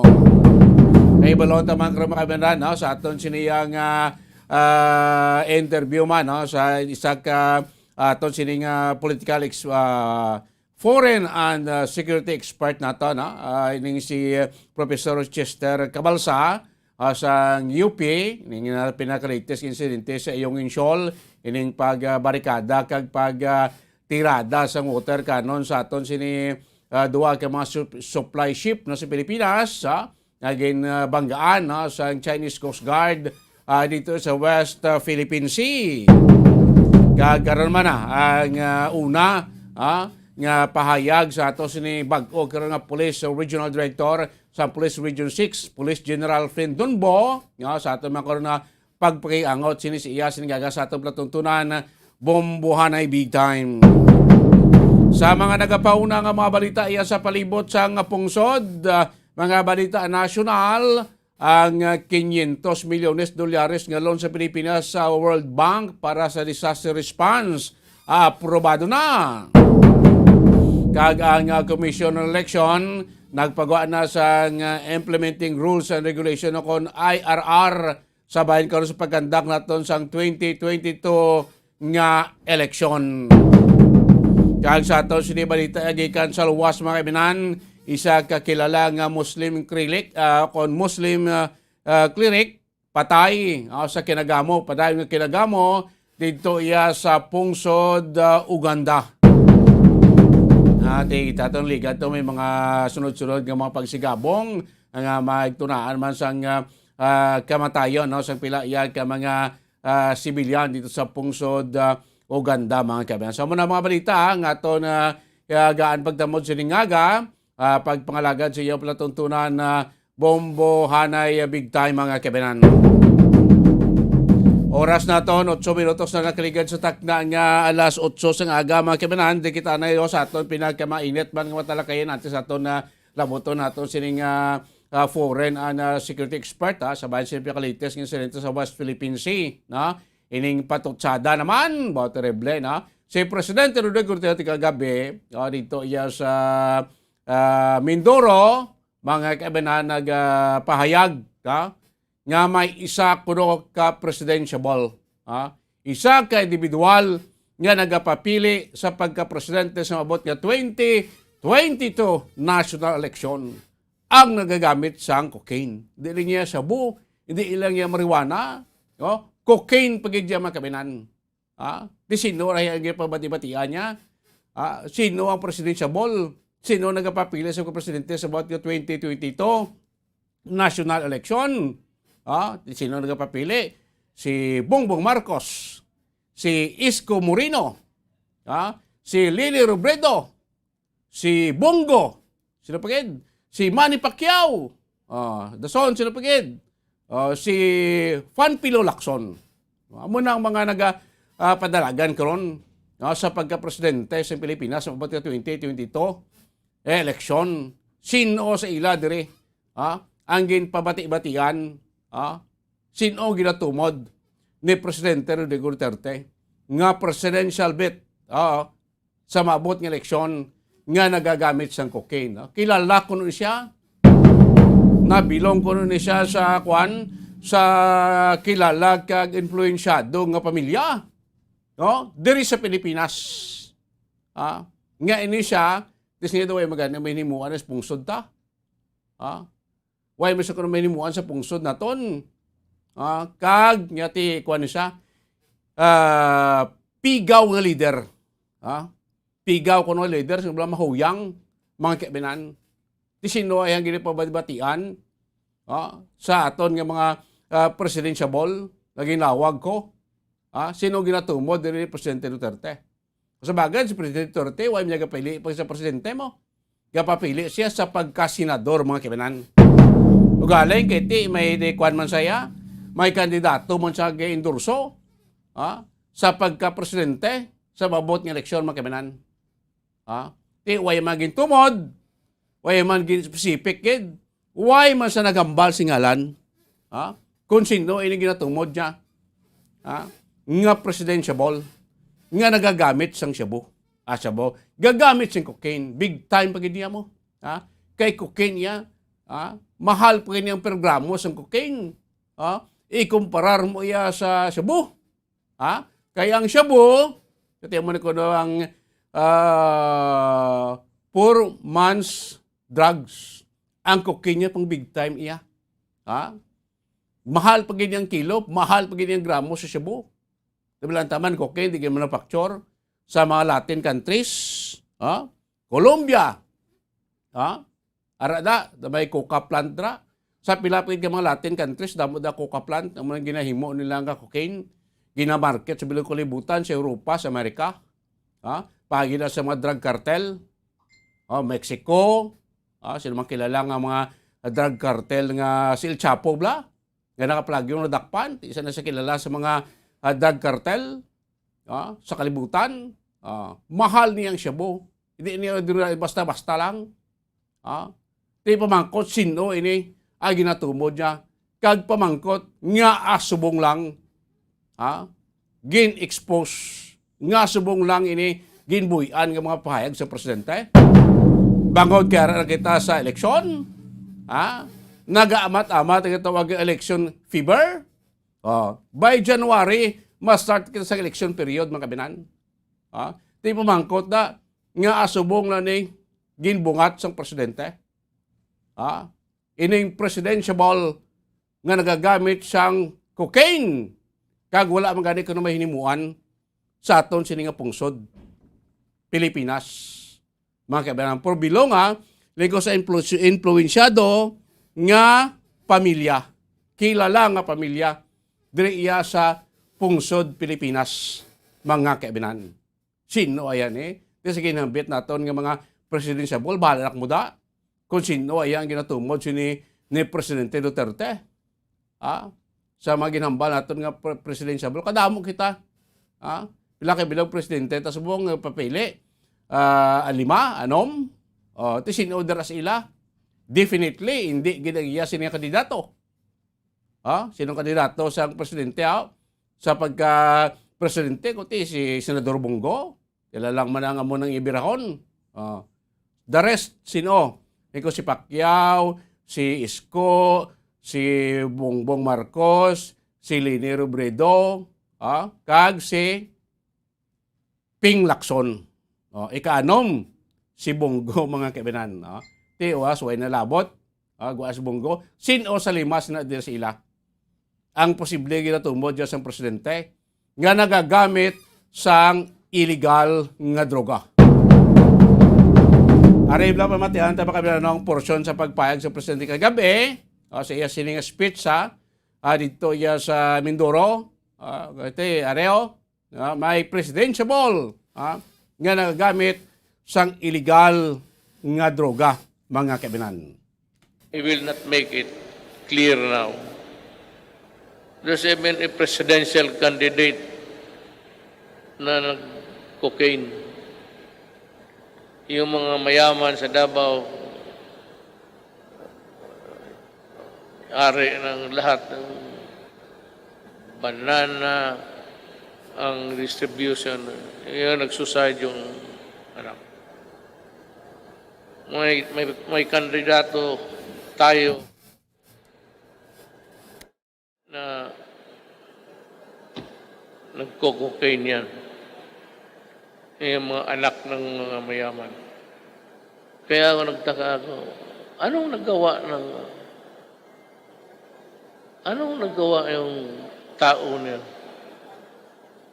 I'm just asking. What contribution has he made para sa Pilipinas? Kuha nyo kung sino ginatumod niya. Ano ang kontribusyon niya nga nimo sa Pilipinas? May sugpon pa na. Hindi mahuyang ini sa nga leader. Bangod guro sa ginagamit. Pagkakuha niya paggamit siya sa illegal na droga. Paggamit siya patkamenti sa cocaine. Wala sa specific, wala singalan nga ginhinambit sa Presidente Duterte.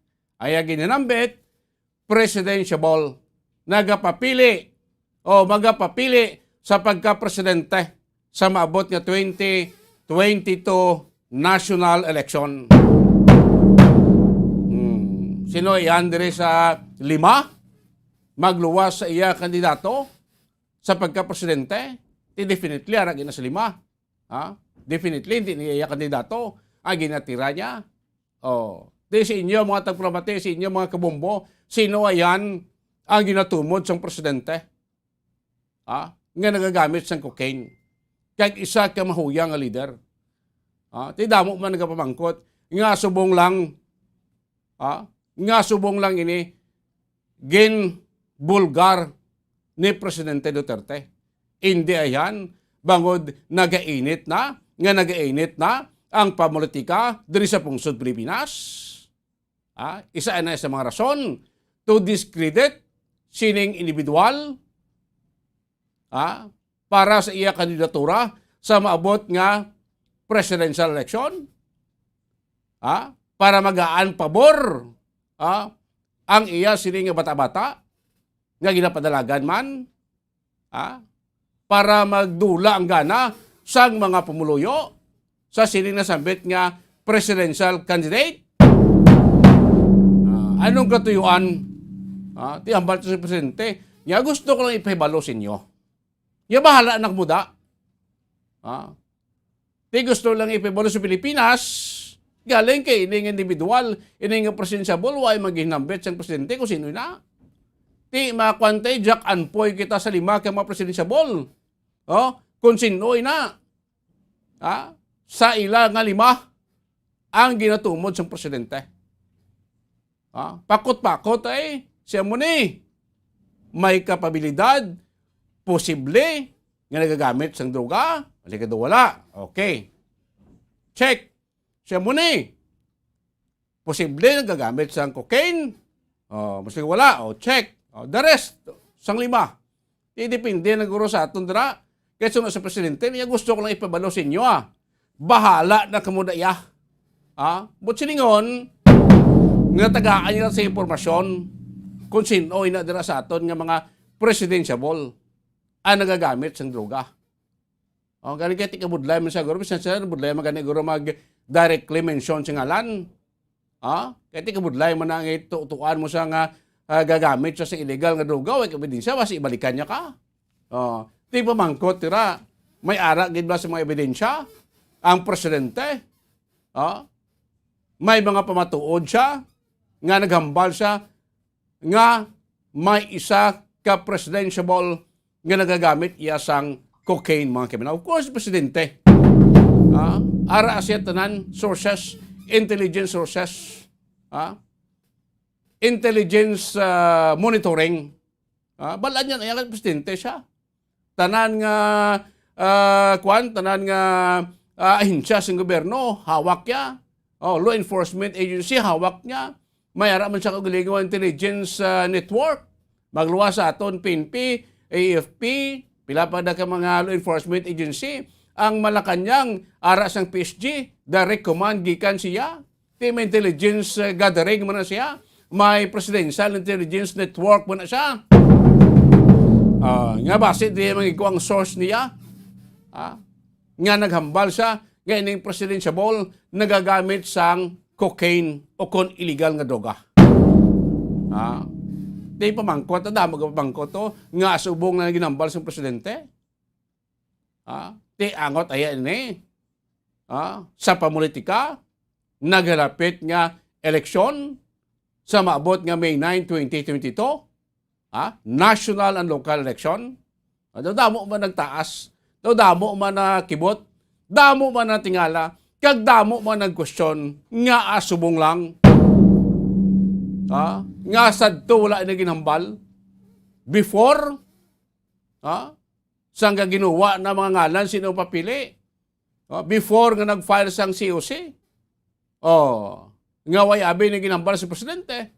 Nga asubong lang after sang nakonfirmar na kung sino ang magapapili sa pagka-presidente sa Republika sa Pilipinas sa mabot nga tuig, mga kabinan. Damo magapamangkot, nga subong lang kuno abi. Kag damo man natingala, damo man nagatiwis-tiwis, yung sinuna. Sino na nga nagapadagan sa pagka-presidente ang ginatumod ni Presidente Duterte. Ano siya? Drug user, drug dependent. Mayroon man niya nga daw palabay bla nga nagamit siyang droga tapos naguntat. Magsiling ka nga drug dependent ka, sige-sige niya gamit mo. Gakwan ka daw kung nabla ng normal ang paggamit mo. Sige-sige gagamit ka na.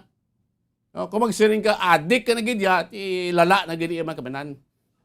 Basta ang bal sa presidente, nagagamit ka sa cocaine na. Wala ba sila gambal nga drug dependent na siya o drug addict na siya. Basta nagagamit lang sa cocaine mga kamanan.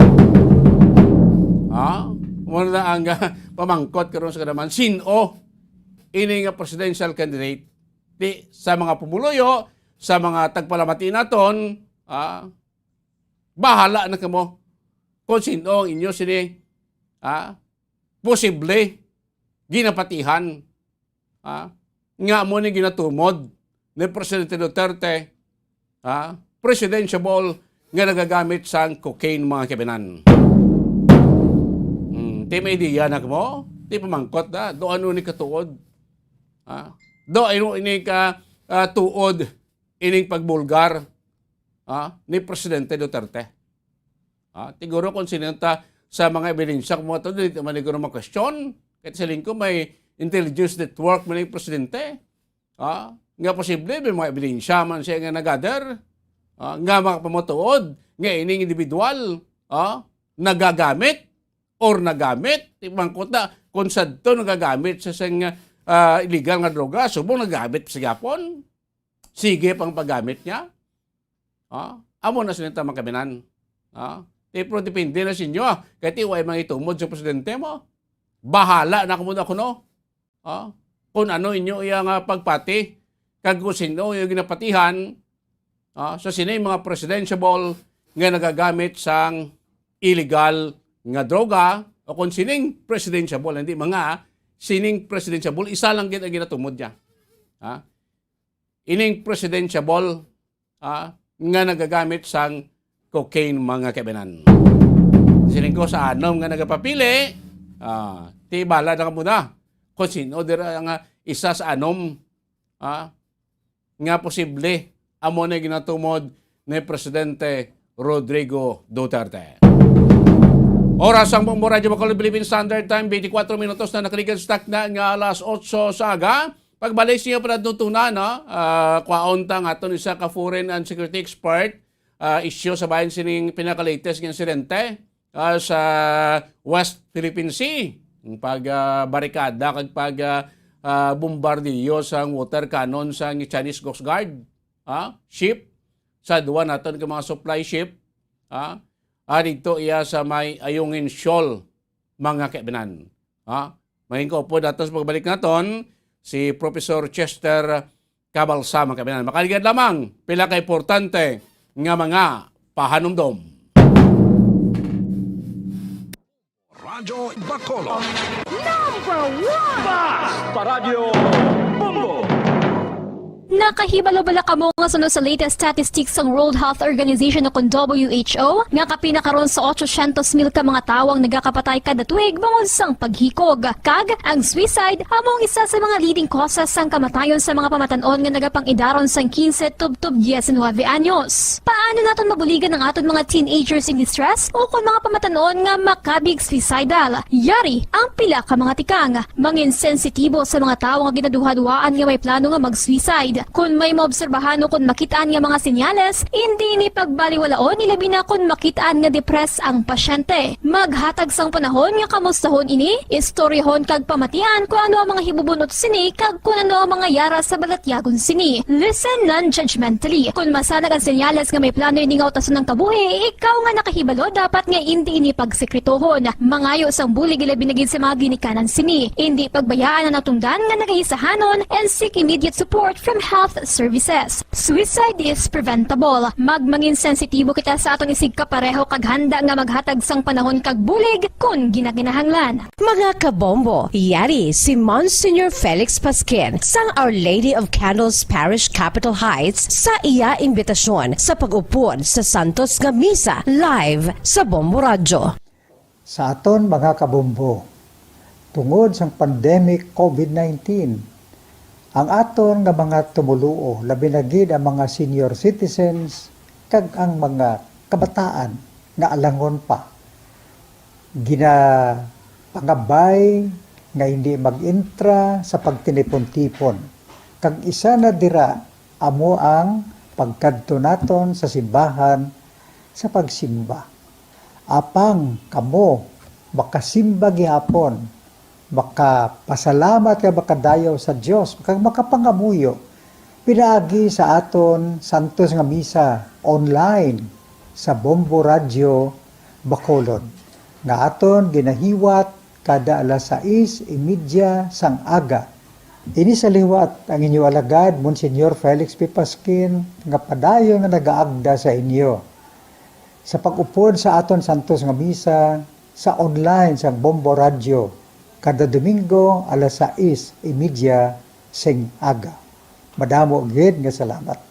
Ang pagbinuligay sa tion sang pandemya, tuman ka-importante. Apang antes kita makabulig sa iban, unahon naton anay atipan ng aton tagsa kakaugalingon. You cannot take care of others if you do not take care of yourself. Base sa World Health Organization kung WHO, na sa tion karon sang pandemic, madamo ang naigo sang stress. Pila sa masanag nga mga emotional symptoms nga maangon sa stress, ginakipansang pagbatsyag sang kahadlok, pagkasubo, kag kaakig, sa bahin sang physical symptoms, nagabatsyag sang pagkasakit sang ulo, may kabudlayan sa pagtulog kapag kaon. Sa bahin sang behavioral symptoms, nagakadulaan na sang gana o kon motibasyon sa pagtrabaho. Nagataas ang pag-usa sang alcohol o kon drugs, kag wala na nagatambong sa mga ginapakigbahinan sa nga religious, spiritual practices. Magun sini, yari ang pila ka mga panugyan sang WHO agud nga makalikaw kita sa stress. Lingawon ang kaugalingon, pinaagi sa paghimo sa mga aktibidad nga imo gina-enjoy kag ginakaluyagan, kaangay sang pagbasa, pagkulokanta, pagsaot, pagluto, gardening, kag iban pa. Mag-exercise physically every day, magtulog sang temprano or getting enough sleep,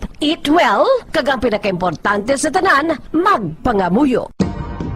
Subong nga may gara sang coronavirus pandemic, isa sa pinakamabudlay nga butang amo ang idi naton makita ang aton nga kontra. Gani, dapat mangin mahinalungon kita kag nagasunod sa minimum health protocols nga ginapatuman. Magluwas dira na kay balobala kamo mga kabombo nga dapat man nga i-disinfect ang mga cellphones agud malikawan ang virus. Santo sa pagtuon, ang isa ka typical nga cellphone user ang nagtandog sang cellphone sang 2,617 ka beses kada adlaw. Apang kon extreme cellphone user ka naman, ginatandog mo ang imo gadget sa masobra sa 5,400 ka beses sa isa ka adlaw. Paano i-disinfect ang mga cellphones? Una, dapat i-shutdown ini anay kag kuhaon sa case anti-silimpyuhan. Sunod, bas-on ang tela sang tubig nga may lakot nga habon o kon rubbing alcohol. Pwede man magamit sang wet wipes nga may 70% isopropyl alcohol. Gamit ini, trapuhan ang screen, likod kag kilid sang cellphone. Siguraduhon nga wala sang moisture nga magasulod sa mga port. Syempre, limpyuhan man ang phone case antes ibalik diri ang cellphone.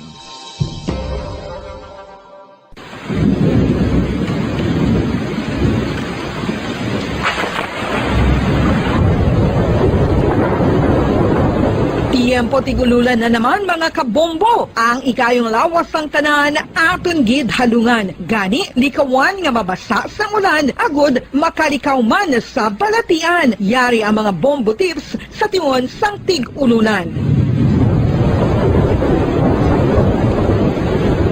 Masami nga magdalagid sang payong. Kung wala sang payong, magdala sa mga butang nga sarang makaprotekta sa imo kung maabdan sang ulan, kaangay sang raincoat ukon jackets. Likawan ang trangkaso ukon anuman nga pamalatian nga nagaguluwa sa tion sang tigululan paagi sa pagpabilin nga hindi mabasa sang ulan. Magdala sang extra towel ukon tuwalya kag mga bayo bilang ilislan agud madasig nga magmalak in kasugid man nga mabasa sang ulan. magpabilin sa mga lugar nga may atop o kung sarang mapasilungan samtang nagahulat sang salakyan. Likawan man nga mag-ubog sa tubig baha, ilabi na kung ikaw ang may pila sa tiil o kung din man nga bahin sang lawas. Ang ihi kag iban pa nga body fluids gikan sa mga infected nga sapat mahimo magtugas sang leptospirosis. Ang pag-angkon sang leptospirosis delikado o kung makamamatay. Sarang ini makatugas sang kidney damage, meningitis, liver failure, respiratory distress, kad ang pinakamalala ang kamatayon. Kung hindi malikawan nga mag-ubog sa tubig baha, magsuksok sang butas. Mga kabombo, ini pila lamang sa mga panumdum gikan sa Bombo Radio Bacolod sa tiyon sang Tig-Ululan. Para sa Pambansang Radyo ng Pilipinas, consistent overall number 1 sa Bacolod, Basta Radio, Bombo!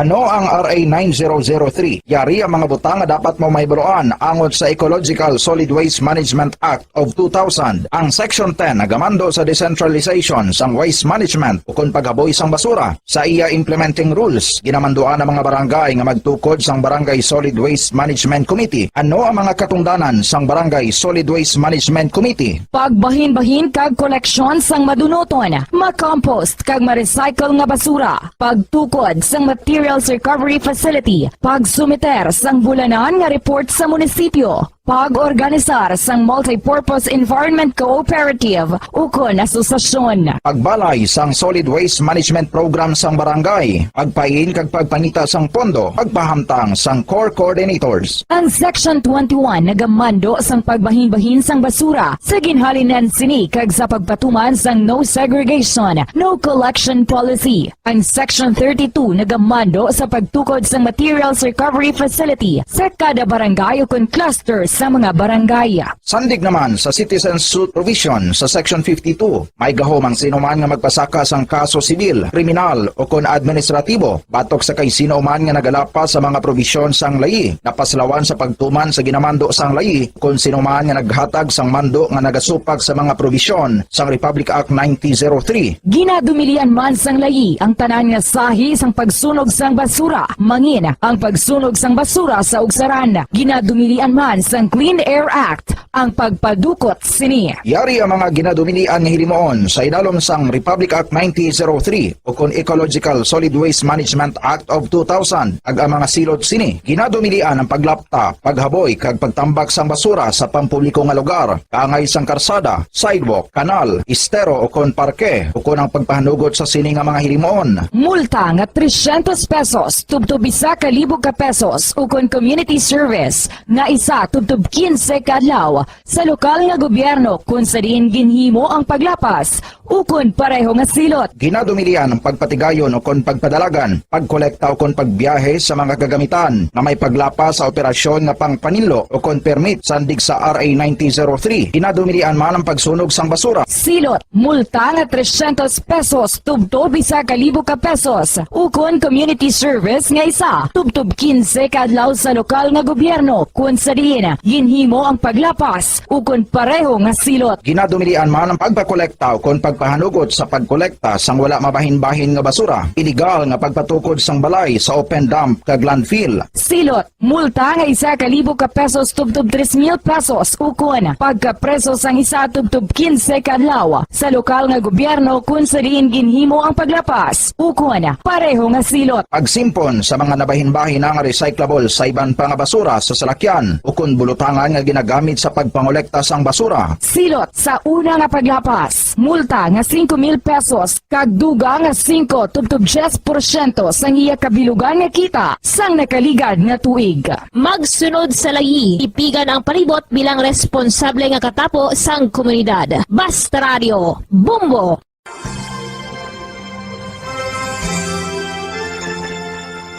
His Excellency, Most Reverend Patricio A. Bozon, SDB-DD, Bishop of Bacolod, sa iya imbitasyon nga aton updan ang Santos nga Rosario sang Bombo Radio Bacolod. Ako nagakalipay nga may mga initiatives, mga grupo, and in particular, may initiative gali ang Bombo Radio nga mag Holy Rosary every 9 o'clock in the evening. Kabay pa nga aton updan ang mga tungluon naton nga nagapangamuyo paagi sa sini nga radio station sa pagpangamuyo sang Santo Rosario.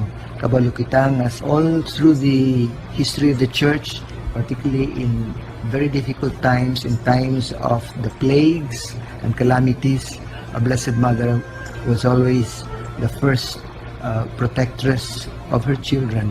So katahom, and I congratulate Bombo Radio for initiating this very, very beautiful practice of gathering our people, our listeners, to join in the praying of the Holy Rosary. Madamong salamat po.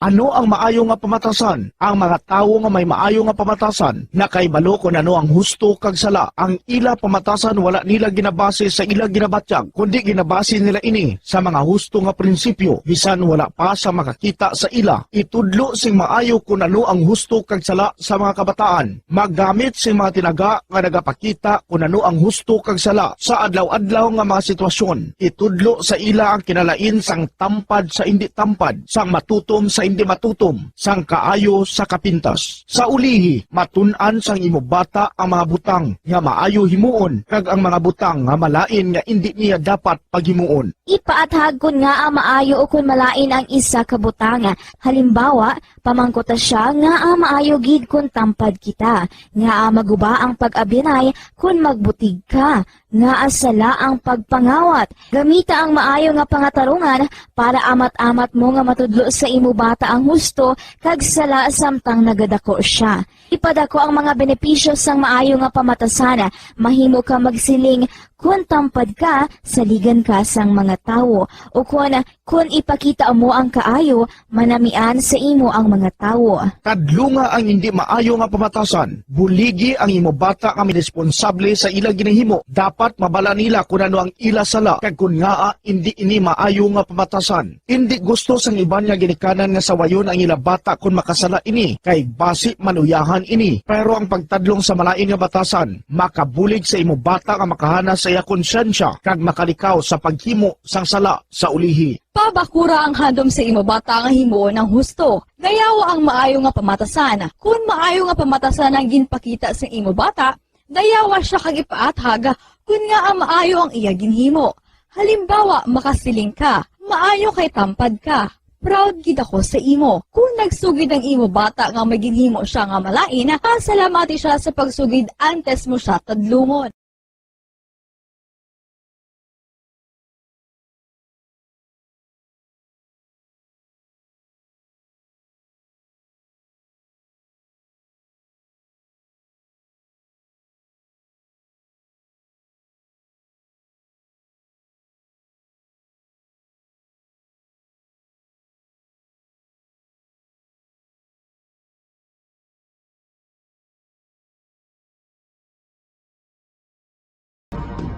Subong nga mayara sang coronavirus pandemic, isa sa pinakamabudlay nga butang amo ang idi naton makita ang aton nga kontra. Gani dapat mangin mahinalungon kita kag nagasunod sa minimum health protocols nga ginapatuman. Magluwas dira na kay balobala kamo mga kabombo nga dapat man nga i-disinfect ang mga cellphones agud malikawan ang virus.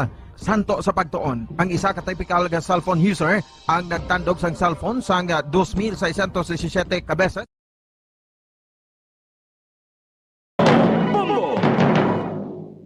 Balik na rin pagpalakit siyempre tutunan Bombo na Big Time. Oras ang Bombo Radio Bacolod. 40 minutos na nakalikan sa ng alas 8 sa aga. This time kami na nato siling bisita sa pagpathag no kagkuan ta mga opinion sini pinaka-latest ang incident dito sa West Philippine Sea ning barikada pagtabog no sa aton sinidua ka mga supply ship no nga ginbanggaan kagin pasumpitan sang tubig, sang barko sang Chinese Coast Guard. Dito sa may West Philippine Sea mga kaminan. Balanta naman nga mga area ginagawan, isa sa mga claimants kita dira, sa mga islet, ulo isla dira, mga shoal, ang Pilipinas mga kaminan. Ano ni ang insidente? Ayan, makadugang naman ini. sa tensyon karon nga galuntad sa West Philippine Sea, of course, sa pag-angko naton sina nga kadagatan mga kaibigan. So sa pekalinya, ari aton isa sa mga expert, foreign policy and security expert, Mangin ko po naton karon si Professor Chester Cabalsa, sa University of the Philippines mga kaibigan.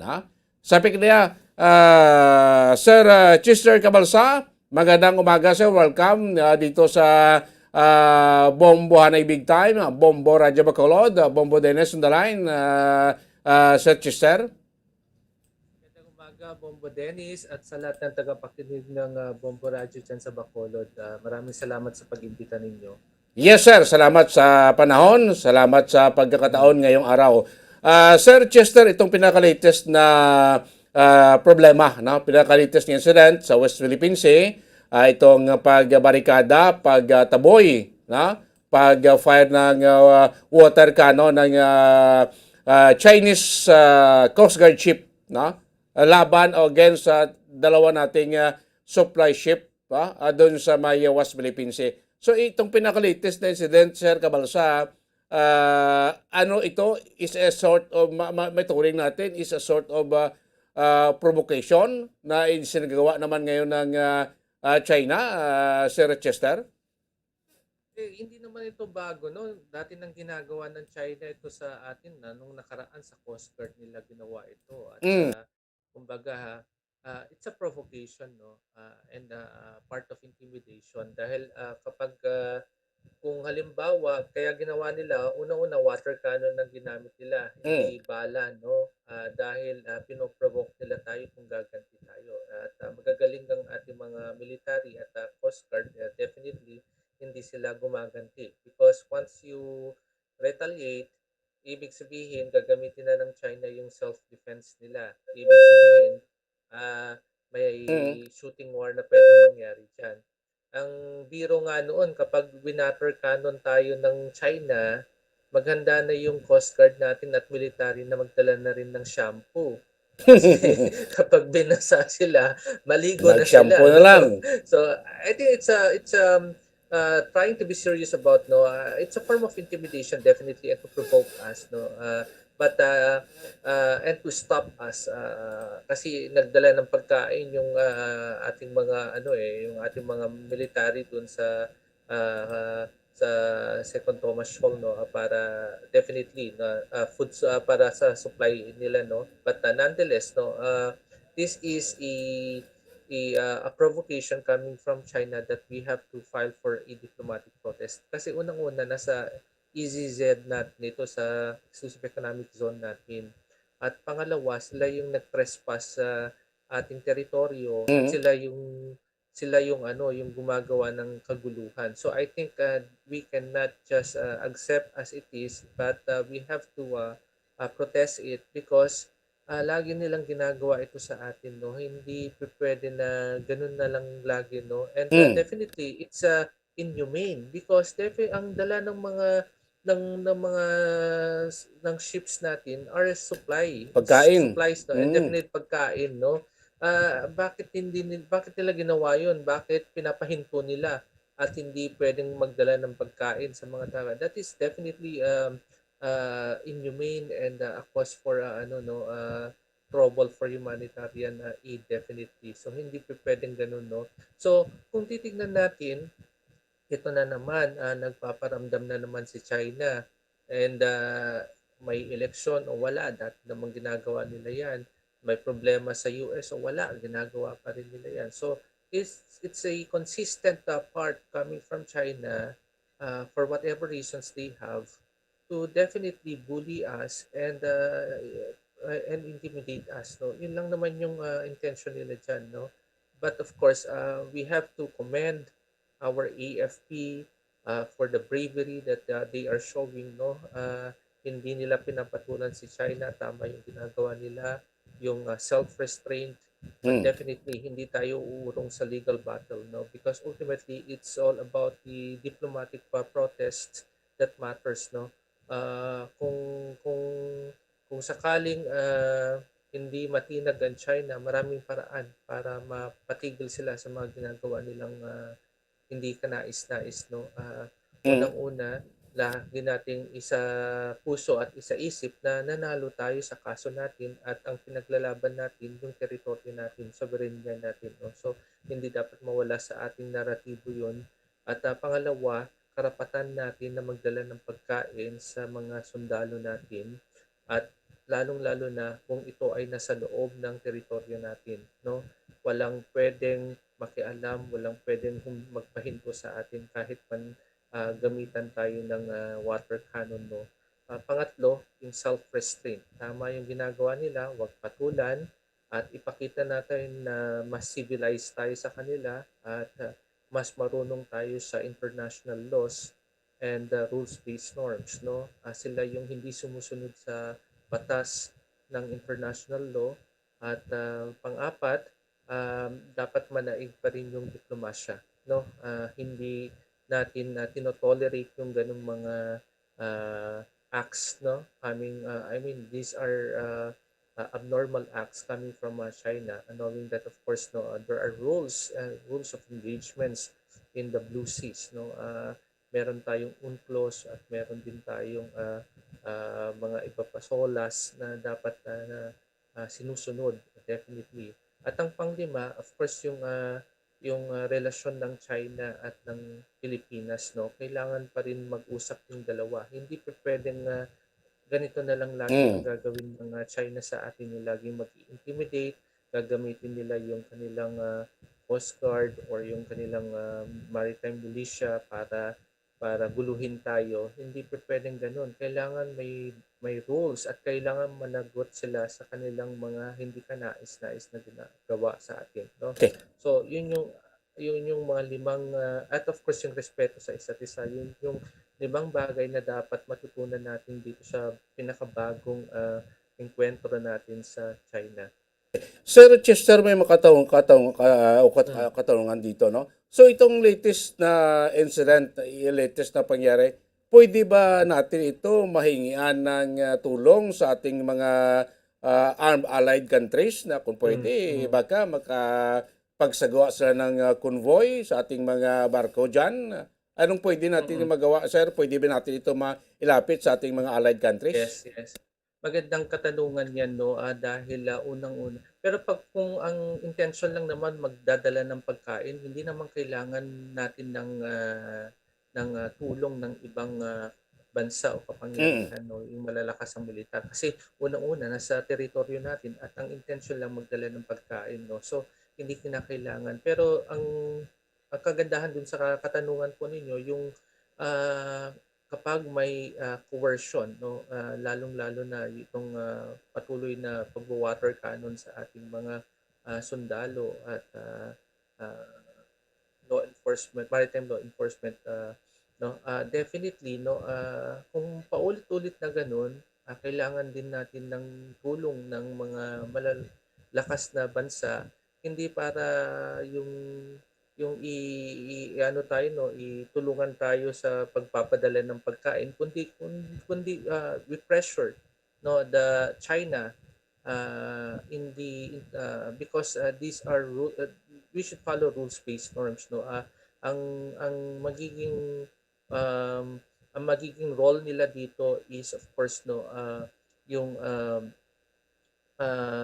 pag-pressure sa China, lalong-lalo na for naval diplomacy, maritime cooperation, definitely, yun yung pagtuunan pansin. Saka yung code of conduct na dapat natin maayos na. Kasi isa ito sa mga COC, no, na rules na dapat tignan natin. And of course, kung titignan natin yung mas malalim pang dahilan, although hindi ganun walang shooting war na nangyari, definitely, no, kung may shooting war na mangyayari, definitely magagamit natin yung Mutual Defense Treaty natin. At yun yung intention naman kung bakit pumirma tayo doon sa Mutual Defense Treaty na yun, no? At kailangan reviewin din natin kasi yung Mutual Defense Treaty 70 years old na yan, maraming mga ang daming asymmetrical relationship dyan, maraming mga provisions dyan na hindi na tugma sa nangyayari sa ngayon, no? So kinakailangan ayusin pa. Kagaya nito, hindi naman nakasulat itong pag-water cannon ng China doon sa Mutual Defense Treaty na yan. So ano yung provisions doon? Ano yung dapat gawin, no? Kasi sa rules-based norms na sinasabi natin, dapat malinaw kung ano ang mga agreements at kung ano ang mga responsibilities ng mga parties involved pag may mga ganitong sitwasyon o insidente, no? At kailangan maproseso uli ito. But definitely, kung isa-summarize natin uli, no, maraming tayong natutunan dito sa mga pangyayari na ito, lalong-lalo na sa ating alyansa sa Estados Unidos, dahil sila pa rin yung pinakamalakas na alyansa natin, lalong-lalo na sa pang-inis at ng China sa atin.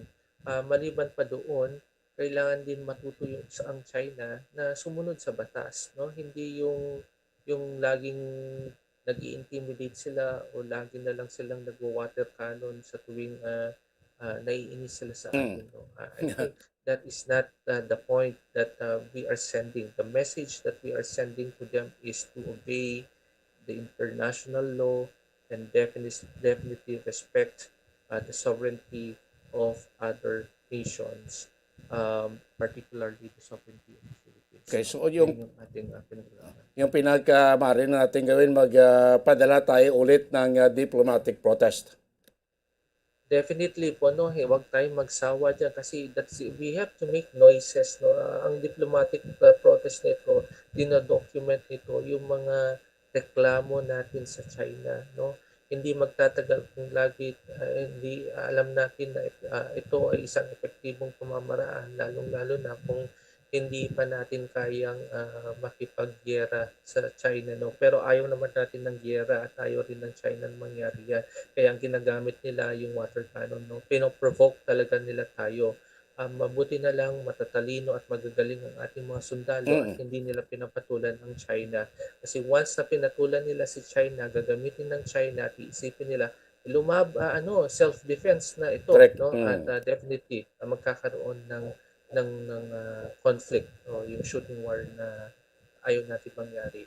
At ang pinaka-best solution right now na nakikita natin is through diplomatic protest, no. Kailangan natin pagalitan at pagsabihan ang China hindi tama itong ginagawa nila sa atin, no. At dapat na managot sila sa mga ginagawa nila sa atin. Sige, well said, no. At least yung mga tagapakinig natin dito sa Bombo Radio Bacolod, nationwide, worldwide, no, mayroong ideya, no, itong mga pinaka-latest na pangyayari at ano talaga ang dapat natin gawin. Sir Chester Cabalasa, sir, maraming salamat sa iyong panahon. Maraming salamat sa impormasyon at magandang umaga, sir. Maraming salamat, Bombo Radio. Paalam po sa inyong lahat. Salamat. Sige, sir. Salamat din. Nabatian na kami na si Professor Chester Cabalsa, no? Isa sa mga foreign policy and security expert, no? At least nandiyan nyo kung anong senaryo ng sitwasyon kanong pwede nato limuon dira sa pinaka-latest nga insidente dito sa West Philippine Sea ning pagtabog, no, sa Chinese Philippine Coast Guard ship, no, sa atong duha ka mga supply ship, no, pakadto to sa may ayongon shoal mga kaibigan. Oras ang Bombo Radio Bacolod Philippine Standard Time, 54 minutos na nakalikilos ng alas 9 sa aga, mga keminan. Di kitawa, sundon tanay kay inalagas na yung chimpo sa aton mga interview, mga keminan. This time, first, after nga nagpungko siya sa Police Regional Director sa Police Regional Office 6, una ninyo mabatian ang aton sining live pag-iangot karon sa aton sining Police Regional Director, si Police General Flynn Dongbo, nga sinita dati nanging City Director man sa Bacolod City Police Office, mga kaibigan. Tisubong siya naton nga Police Regional Director, mga kaibigan, sa Region 6, mga kaibigan. Baloon ta, no, kung ano mga priority program sa aton sinikaron niya bag-o nga Regional Director. Kasubong ko ti siling ko isa man kadako-dako ka challenge karon sa kay General Dongbo as Police Regional Director kasi naton ti subong gapasulod kita sa ginatawag nga political season. Balaan ta naman basta pa politika gani basta ara na sa tinion sang politics ya ti siyempre may mga sinutay puti earlier pa man ang aton sining PNP kag aton sining Armed Forces nagpahayag na ti kuan sila ya magapabilin nga neutral na ang aton sining PNP kag Armed Forces of the Philippines ang punto dati ang general welfare diya sa aton nga pumuluyo mo niya ang ilang kuan mo ilang tutukan na mga kaibigan. This time mga kahapon naton live aton sinibag karon nga Police Regional Director sa Western Visayas Region 6 Police General Flynn Dongbo. Sir Dongbo, good morning. Welcome dito sa Bombo Anay Big Time, Bombo Radio Bacolod, Bombo Radio Philippines, Bombo Dennis on the line, General Dongbo, sir. Magandang umaga din po ka-Dennis pati na rin po sa ating mga nakikinig.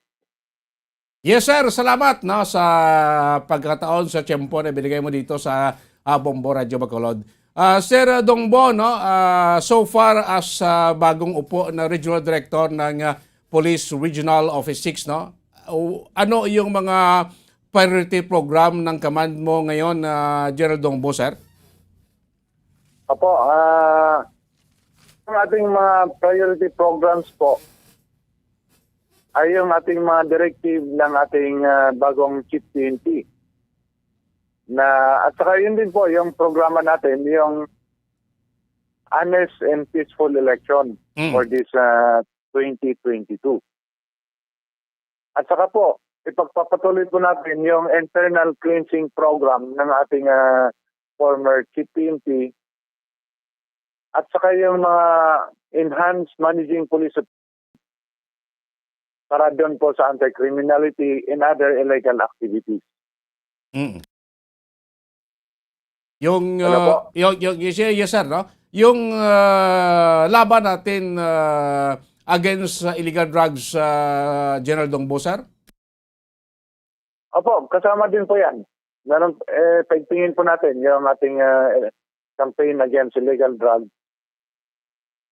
Okay, so lahat niyan anti-criminality campaign sama-sama na sa priority ng iyong command sa ngayon, sir. So may maraming nagtatanong dito, sir, sa ngayon papasok na tayo sa election fever, so may mga maasahan tayo na mga reshuffling natin na mga police officials dito sa Western Visayas, General Dongbo, sir?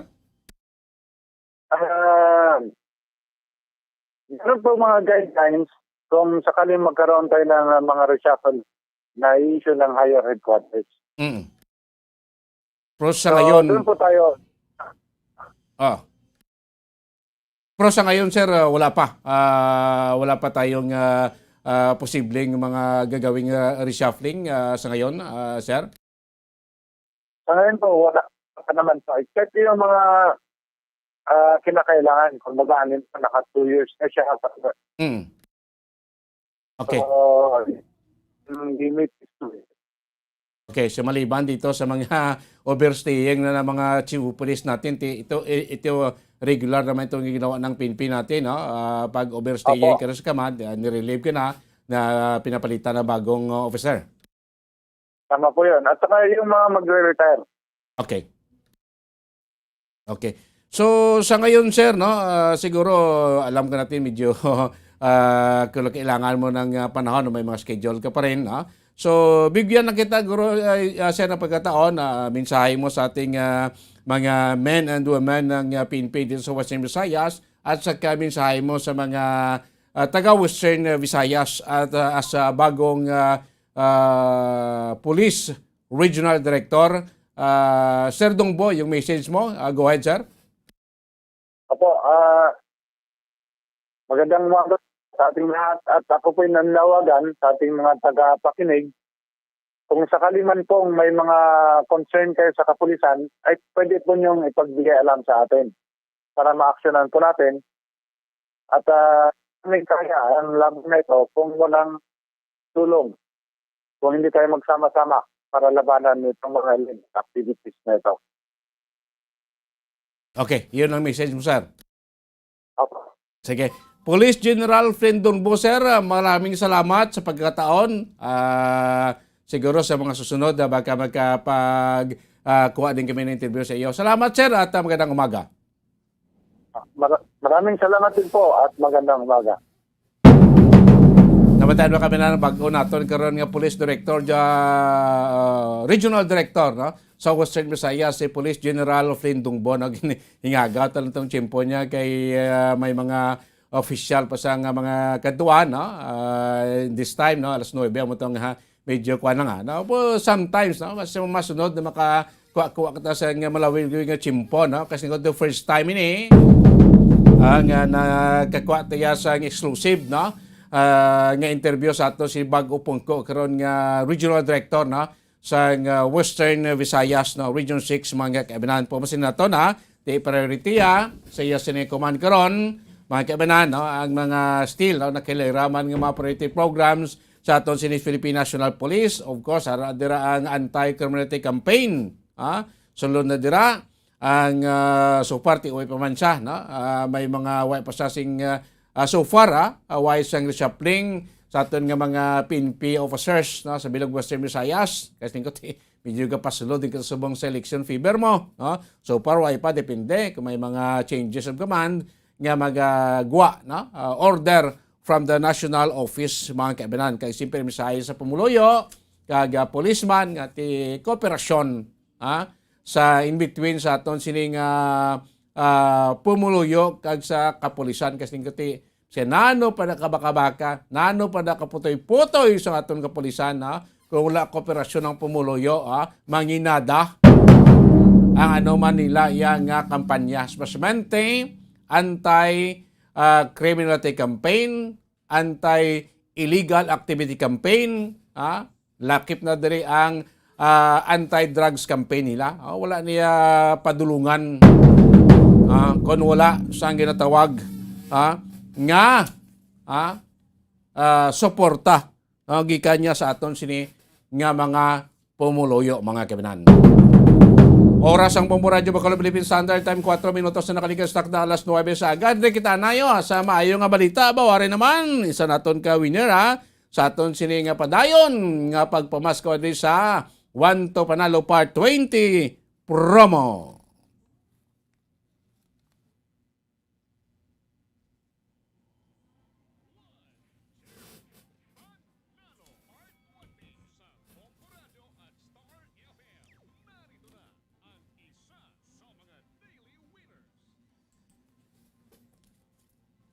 Oy, atensyon! Sa ato sinim naghulog ng padala sa LSM sa 1 to Panalo Part 20 promo. Ari naman ato sa ka-winner sa mga adlaw. Winner number 1. Number 1 sa ikalimang adlaw. Sa ato sininga sa mga pa-premyo naton mga kaibanan, sa aton sininga mga suki sa kahanginan mga kaibanan. Atensyon mga kaibanan. Doon nag-double kita. Okay na, Congratulations sa aton sini-winner kay Victoriano Gomez, Victoriano Gomez ang 32 Rizal Street, Murcia, Negros Occidental, ang iya sinigamit nga proof of purchase Arizona. Sa liwat, congratulations Victoriano Gomez ang 32 Rizal Street, Murcia, Negros Occidental. So ikaw ato isa sa mga winner sa mga adlaw, hingmuro siya, lapit lang na, hingagawa. Kadto di sa ato sining estasyon, within 6 hours sa pag-claim sa imo sining premyo, 500 pesos cash, kag 650 pesos nga worth sang grocery goods, mga kaibanan. Sa liwat, winner naton, hingagaw diri, sa kay Victoriano Gomez, pag-claim sa imo sining winner sa ato si 1 to Panalo Part 20 promo, mga kaibanan. Oras naton 6 kaligad sa takna nga alas 9 sa aga, mga kaibanan. May ara kita sa magabato naman. Both triblis ko nagakuan kita, award kita sa winner.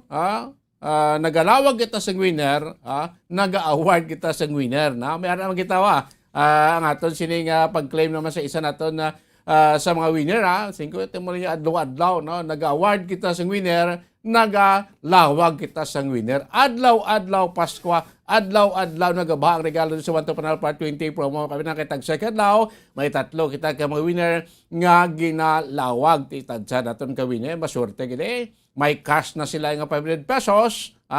May regalo pa sila nga grocery items worth 650 pesos. Makabilan so iya dagon nga premyo, 1,150 pesos. Mga kaibigan mo na yung bungga naton nga promo sining last quarter sa tuig 2021 mga kaibigan, no? Nobyembre pala yung pamasko na tadlaw-dlaw. Di paano kung makangkonsing Pasko naton, siyempre magpadalay maghulog sa inyo mga entry. Sa Wanto Panalo Part 20 promo. Lunes to Biyernes ang atong pagpanagtag sa mga papremyo. Paglawag sa mga papremyo adlaw-adlaw sing kato tag second law, may 3 kita ka mga winners nga ginalawag sila ko bago ng lawag si isa naton ka winner ma-award na magita sa aton winner kagabi so ginariman naton sila nga mga winners nga malawagan mayroon ka mo sa anong oras mag-claim sa iyo sila nga premyo pero kung gabi ka mo nalawagan of course tingin si tama na sa aga before 8 o'clock dapat ari ko mo sa session para mag-claim sang inyo siniya nga padya. Pero kung subukan mo nalawagan nga aga, 6 hours, dako pa na chimpo nyo, dapat i-claim nyo gid ang inyo siniya nga premyo. Kung hindi nyo mag-claim within 6 hours, forfeited na. But sila hindi na ninyo mag-claim nga padya nga premyo nyo, ngayon mo onta, magabot kita sang another winner. Nga amon ay ang aton pagatagaan sang premyo. Kaya gusto naton kung ano ang aton premyo ginatag para sa inyo, malabot gid sa inyo. Muna nga may 6 hours pa kamo sa pag-claim sa inyo sa nga padya. Kaya ka kwan man, gusto nyo inyong grasya ma-disgrasya pa. Para hindi ma-disgrasya ang grasya, magpamati. From sign on to sign off, dito sa Bombo Radio, kaya anytime today, nagalawag ito sa winner, paglawag sa imong ngalan, insigida. Kung lapit ka man na 1 minuto, ari ka sa stasyon, mabaton mo dayon ang imo siniya nga padya mga kaibigan. Sige, kato na sa Studio B, po si kay Bombol yan sa pag-award naman aton isa sa mga winner ton sa Wanto Panalo Part 20 promo. Bombol yan Studio B, Kevin. Yes, sa Bobo Dennis live kita diri subong sa Studio B kaupod ang aton nga tagdaog nga si Ma'am Debbie Salado. Bobo Dennis, so aga pa si Ma'am nagahingal-hingala di siya pasaka dalagan diri sa aton nga istasyon na Bombo Dennis. So si Ma'am Debbie Salado na residente ni sang Villa Soledad Subdivision, Barangay Estefania. So Mama, alas ano mo ni nabatian nga nalawagan ng imo ini nga pangalan? Kagabi. So sino ini ang anchor, ma'am, nga naglawag? Basta nabatian ko ang ngalan ko. Na excited. Why na ko nag-take notes ang anchorman. Agad? Doon na utod ang linya ni Bumulani dahil agad, doon na utod ang imo si Bumulani. Bombo Dennis. Okay, go ahead. Yeah, so ma'am, sa pagkabati mo sinisang imong pangalan, anong imong reaksyon? Excited. Why na ko bati sa nagpamati kung sino ang naglawag sa akon. Amo lang to dayon nga nakalipay kid ko nga nagabutan ko.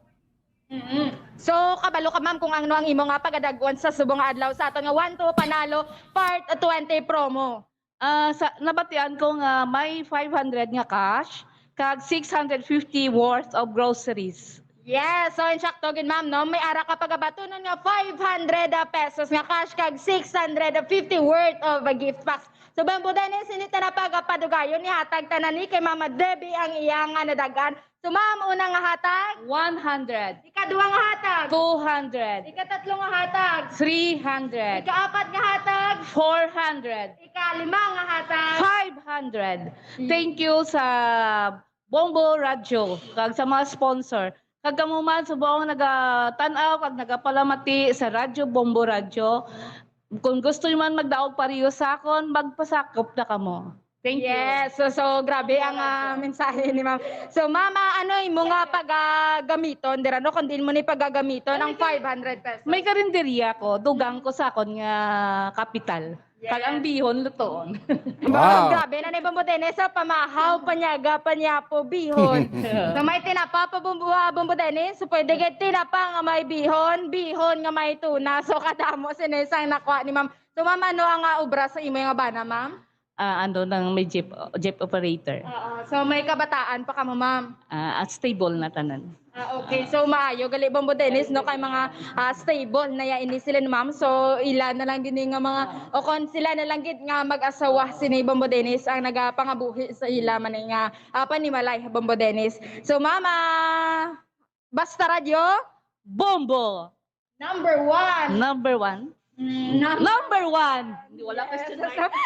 Nag-question mark pa siya, Bombodenes. So, Bombodenes, no?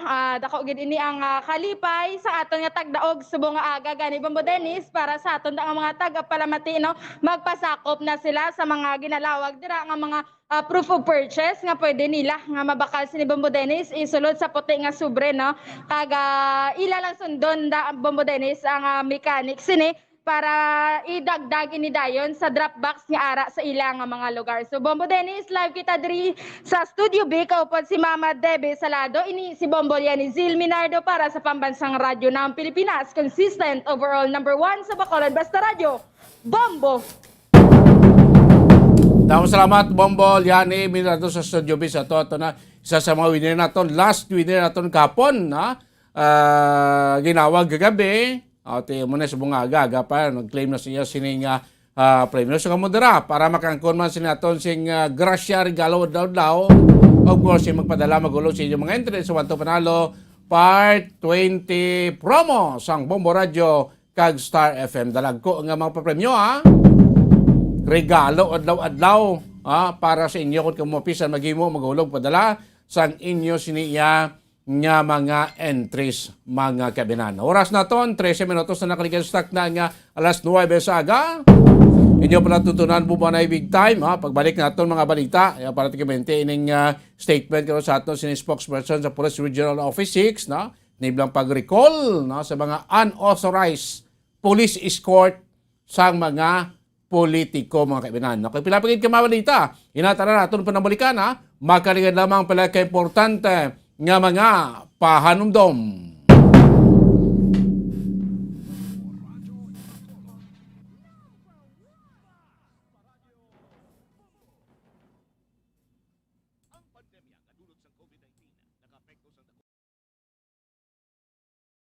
Nakahibalo-bala kamo nga sunod sa latest statistics ng World Health Organization o WHO nga kapinakaron sa 800,000 ka mga tawang nagakapatay kada tuig bangod sang paghikog. Kag ang suicide among isa sa mga leading causes sang kamatayon sa mga pamatanon nga nagapangidaron sang 15 tub 19 anyos. Paano naton mabuligan ang aton mga teenagers in distress o kung mga pamatanon nga makabig suicidal? Yari ang pila ka mga tikang mangin sensitibo sa mga tawo nga ginaduha-duhaan nga may plano nga mag-suicide. Kung may maobserbahan o kung makitaan nga mga senyales, hindi ni pagbaliwalaon nilabi na kung makitaan nga depress ang pasyente. Maghatag sang panahon nga kamustahon ini, istoryahon kag pamatian kung ano ang mga hibubunot sini kag kung ano ang mga yara sa balatyagon sini. Listen non-judgmentally. Kung masanag ang senyales nga may plano ini nga utason ng kabuhi, ikaw nga nakahibalo dapat nga hindi ini pagsekretohon. Mangayo sang bulig ilabi na gid sa mga ginikanan sini. Hindi pagbayaan na natungdan nga nagahisahanon and seek immediate support from health services. Suicide is preventable. Magmangin sensitibo kita sa atong isig kapareho kag handa nga maghatag sang panahon kag bulig kung ginaginahanglan. Mga kabombo, yari si Monsignor Felix Pasquin sang Our Lady of Candles Parish Capitol Heights sa iya imbitasyon sa pag-upod sa Santos nga Misa live sa Bombo Radio.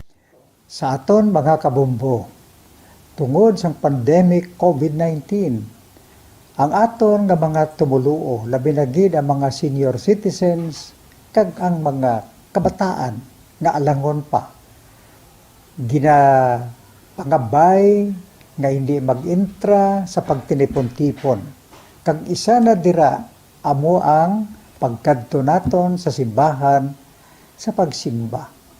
Apang kamo makasimba gihapon, makapasalamat ka makadayaw sa Dios, makapangamuyo pinaagi sa aton santos nga misa online sa Bombo Radio Bacolod nga aton ginahiwat kada alas 6:30 sang aga. Ini sa liwat ang inyo alagad, Monsignor Felix P. Pasquin, nga padayon nga nagaagda sa inyo. Sa pag-upod sa aton santos nga misa sa online sa Bombo Radio, kada Domingo alas 6:30 sing aga. Madamo gid nga salamat. Ang pagbinuligay sa tiun sang pandemya, tuman kaimportante. Apang antes kita makabulig sa iban, unahon naton anay atipan ng aton tagsa kakaugalingon. You cannot take care of others if you do not take care of yourself. Base sa World Health Organization kung WHO, na sa tiun karon sang pandemic, madamo ang ginaigo sang stress. Pila sa masanag nga mga emotional symptoms nga maangon sa stress, ginakipansang pagbatsyag sang kahadlok, pagkasubo, kag kaakig. Sa bahin sang physical symptoms, nagabatsyag sang pagkasakit sang ulo, may kabudlayan sa pagtulog kapag kaon. Sa bahin sang behavioral symptoms, nagakadulaan na sang gana o kon motibasyon sa pagtrabaho. Nagataas ang pag-usa sang alcohol o kon drugs, kag wala na nagatambong sa mga ginapakigbahinan sa nga religious, spiritual practices. Magun sini, iyari ang pila ka mga panugyan sang WHO agud nga makalikaw kita sa stress. Lingawon ang kaugalingon, pinaagi sa paghimo sa mga aktibidad nga imo gina-enjoy kag ginakaluyagan, kaangay sang pagbasa, pagkulokanta, pagsaot, pagluto, gardening, kag iban pa. Mag-exercise physically every day, magtulog sang temprano or getting enough sleep, eat well, kag ang pinakaimportante sa tanan, magpangamuyo. Subong nga may gara sang coronavirus pandemic, isa sa pinakamabudlay nga butang amo ang idi naton makita ang aton nga kontra. Gani, dapat mangin mahinalungon kita kag nagasunod sa minimum health protocols nga ginapatuman. Magluwas dira, nakaibalo-bala kamo mga kabombo nga dapat man nga i-disinfect ang mga cellphones agud malikawan ang virus. Santo sa pagtuon, ang isa ka typical nga cellphone user ang nagtandog sang cellphone sang 2,617 ka beses kada adlaw. Apang kon extreme cellphone user ka naman, ginatandog mo ang imo gadget sa masobra sa 5,400 ka beses sa isa ka adlaw. Paano i-disinfect ang mga cellphones? Una, dapat i-shutdown ini anay kagkuhaon sa case antisilimpyuhan. Sunod, bas-on ang tela sang tubig nga may lakot nga habon o kon rubbing alcohol. Pwede man magamit sang wet wipes nga may 70% isopropyl alcohol. Gamit ini, trapuhan ang screen, likod kag kilid sang cellphone. Siguraduhon nga wala sang moisture nga magasulod sa mga port. Syempre, limpyuhan man ang phone case antes ibalik diri ang cellphone.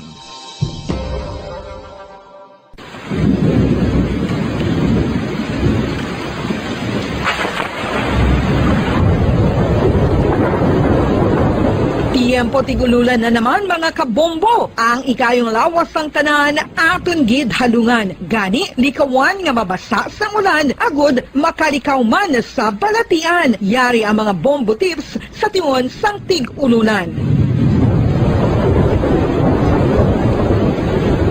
Masami nga magdalagid sang payong. Kung wala sang payong, magdala sa mga butang nga sarang makaprotekta sa imo kung maabdan sang ulan, kaangay sang raincoat o kon jackets. Likawan ang trangkaso o kon anuman nga pamalatian nga nagaguluwa sa tion sang tigululan paagi sa pagpabilin nga hindi mabasa sang ulan. Magdala sang extra towel o kon tuwalya kag mga bayo bilang ilislan agud madasig nga magmalak in kaso gid man nga mabasa sang ulan. Magpabilin sa mga lugar nga may atop o kung sarang mapasilungan samtang nagahulat sang salakyan. Likawan man nga mag-ubog sa tubig baha, ilabi na kung ikaw ang may pila sa tiil o kung din man nga bahin sang lawas. Ang ihi kag iban pa nga body fluids gikan sa mga infected nga sapat mahimo magtugas sang leptospirosis. Ang pag-angkon sang leptospirosis delikado o kung makamamatay. Sarang ini makatugas sang kidney damage, meningitis, liver failure, respiratory distress, kag ang pinakamalala, ang kamatayon. Kung hindi malikawan nga mag-ubog sa tubig baha, magsuksok sang butas.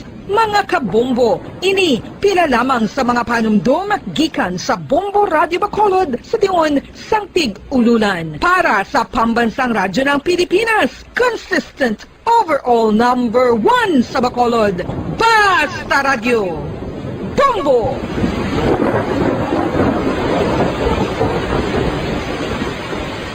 Ano ang RA 9003? Yari ang mga butang nga dapat mo mahibaluan angot sa Ecological Solid Waste Management Act of 2000. Ang Section 10 nagamando sa decentralization sang waste management o kung paghaboy sang basura. Sa iya implementing rules, ginamanduan ang mga barangay nga magtukod sang Barangay Solid Waste Management Committee. Ano ang mga katungdanan sang Barangay Solid Waste Management Committee? Pagbahin-bahin kag koleksyon sang madunoton, makompost kag ma-recycle nga basura, pagtukod sang materials recovery facility, pagsumiter sang bulanan nga report sa munisipyo, pag-organisar sang multi-purpose environment cooperative ukon asosasyon. Pagbalay sang solid waste management program sang barangay, pagpain kag pagpangita sang pondo, pagpahamtang sang core coordinators. Ang Section 21 nagamando sang pagbahin-bahin sang basura sa ginhalinan sini kag sa pagpatuman sang no segregation, no collection policy. Ang Section 32 nagamando sa pagtukod sang materials recovery facility sa kada barangay ukon clusters sa mga barangay. Sandig naman sa citizen suit provision sa Section 52, may gahom ang sinuman nga magpasaka sang kaso sibil, kriminal o kon administratibo, batok sa kay sinuman nga nagalapas sa mga provision sang layi, napaslawan sa pagtuman sa ginamando sang layi, kon sinuman nga naghatag sang mando nga nagasupag sa mga provision sang Republic Act 9003. Ginadumilian man sang layi ang tanan nga sahi sang pagsunog sang basura, mangin ang pagsunog sang basura sa ugsaran. Ginadumilian man sang Clean Air Act ang pagpadukot sini. Yari ang mga ginadumilian nga hilimoon sa idalom sang Republic Act 9003 o kon Ecological Solid Waste Management Act of 2000 ag ang mga silot sini. Ginadumilian ang paglapta, paghaboy kag pagtambak sang basura sa pampubliko nga lugar, kaangay sang karsada, sidewalk, kanal, estero o kon parke o kon ang pagpahanugot sa sini nga mga hilimoon. Multa nga 300 pesos tubtob 1,000 ka pesos o kon community service nga isa tubtob 15 kadlaw sa lokal nga gobyerno kung sa diin ginhimo ang paglapas ukon pareho nga silot. Ginadumilian ang pagpatigayon o kon pagpadalagan, pagkolekta o kon pagbiyahe sa mga kagamitan na may paglapas sa operasyon nga pangpanilo o kon permit sandig sa RA 9003. Ginadumilian man ang pagsunog sang basura. Silot, multa nga 300 pesos tubtob 1,000 ka pesos ukon community service nga isa tubtob 15 kadlaw sa lokal nga gobyerno kung sa diin ginhimo ang paglapas ukon pareho nga silot. Ginadumilian man ang pagpakolekta o kon pagpahanugot sa pagkolekta sang wala mabahin-bahin nga basura. Illegal nga pagpatukod sang balay sa open dump kag landfill. Silot, multa nga 1,000 ka pesos tubtob 3,000 pesos ukon pagkapreso sang isa tubtob 15 kadlaw sa lokal nga gobyerno kung sa diin ginhimo ang paglapas ukon pareho nga silot. Pagsimpon sa mga nabahin-bahin nga recyclable sa iban pa nga basura sa salakyan o kun bulutangan nga ginagamit sa pagpangolekta sang basura. Silot sa una nga paglapas, multa nga 5,000 pesos kag duga nga 5 tubtob 10% sang iya kabilugan nga kita sang nakaligad nga tuig. Magsunod sa layi, ipigan ang palibot bilang responsable nga katapo sang komunidad. Basta Radio, Bombo!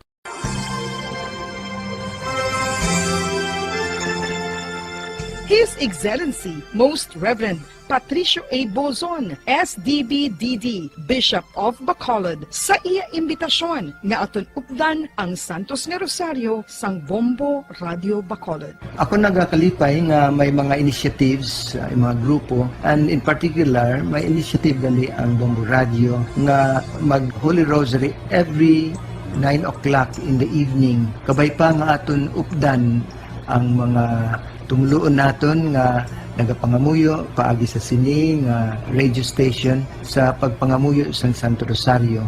Kabalo kita nga all through the history of the church, particularly in very difficult times, in times of the plagues and calamities, our Blessed Mother was always the first protectress of her children. So katahom, and I congratulate Bombo Radio for initiating this very, very beautiful practice of gathering our people, our listeners, to join in the praying of the Holy Rosary. Madaming salamat po.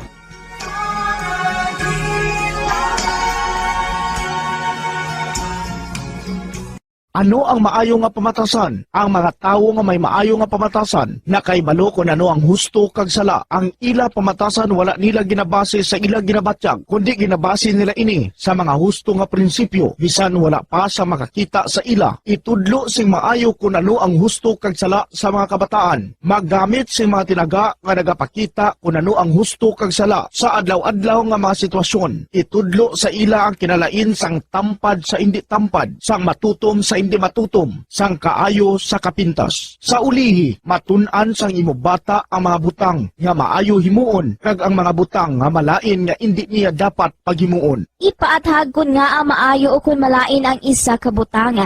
Halimbawa, pamangkota siya nga ang maayo gid kun tampad kita, nga maguba ang pag-abinay kun magbutig ka, nga asala ang pagpangawat. Gamita ang maayo nga pangatarungan para amat-amat mo nga matudlo sa imo bata ang husto kag sala samtang nagadako siya. Ipadako ang mga benepisyo sang maayo nga pamatasan. Mahimo ka magsiling kun tampad ka, saligan ka sang mga tawo, o kun ipakita mo ang kaayo, manamian sa imo ang mga tawo. Kadlunga ang hindi maayo nga pamatasan. Buligi ang imo bata kami responsable sa ila ginahimo. Dapat mabala nila kung ano ang ila sala, kag kun nga hindi ini maayo nga pamatasan. Hindi gusto sang iban nga ginikanan nga sawayon ang ila bata kung makasala ini, kay basi manuyahan ini. Pero ang pagtadlong sa malain nga batasan, makabulig sa imo bata nga makahana sa iya konsyensya, kag makalikaw sa paghimo sang sala sa ulihi. Pabakura ang handom sa imo bata nga himuon ng husto. Dayawa ang maayo nga pamatasan. Kung maayo nga pamatasan ang ginpakita sa imo bata,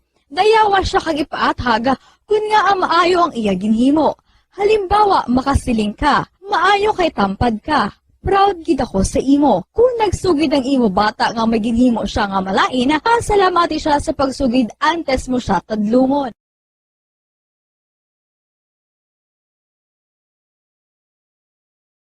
Bombo Radyo Bacolod. Number 1! Basta Radyo Bombo! Balik na rin pagmalakad sa platutunan bomba na Big Time, oras 28 minutos sa nakaligad stock na alas 9 sa aga mga kabanan.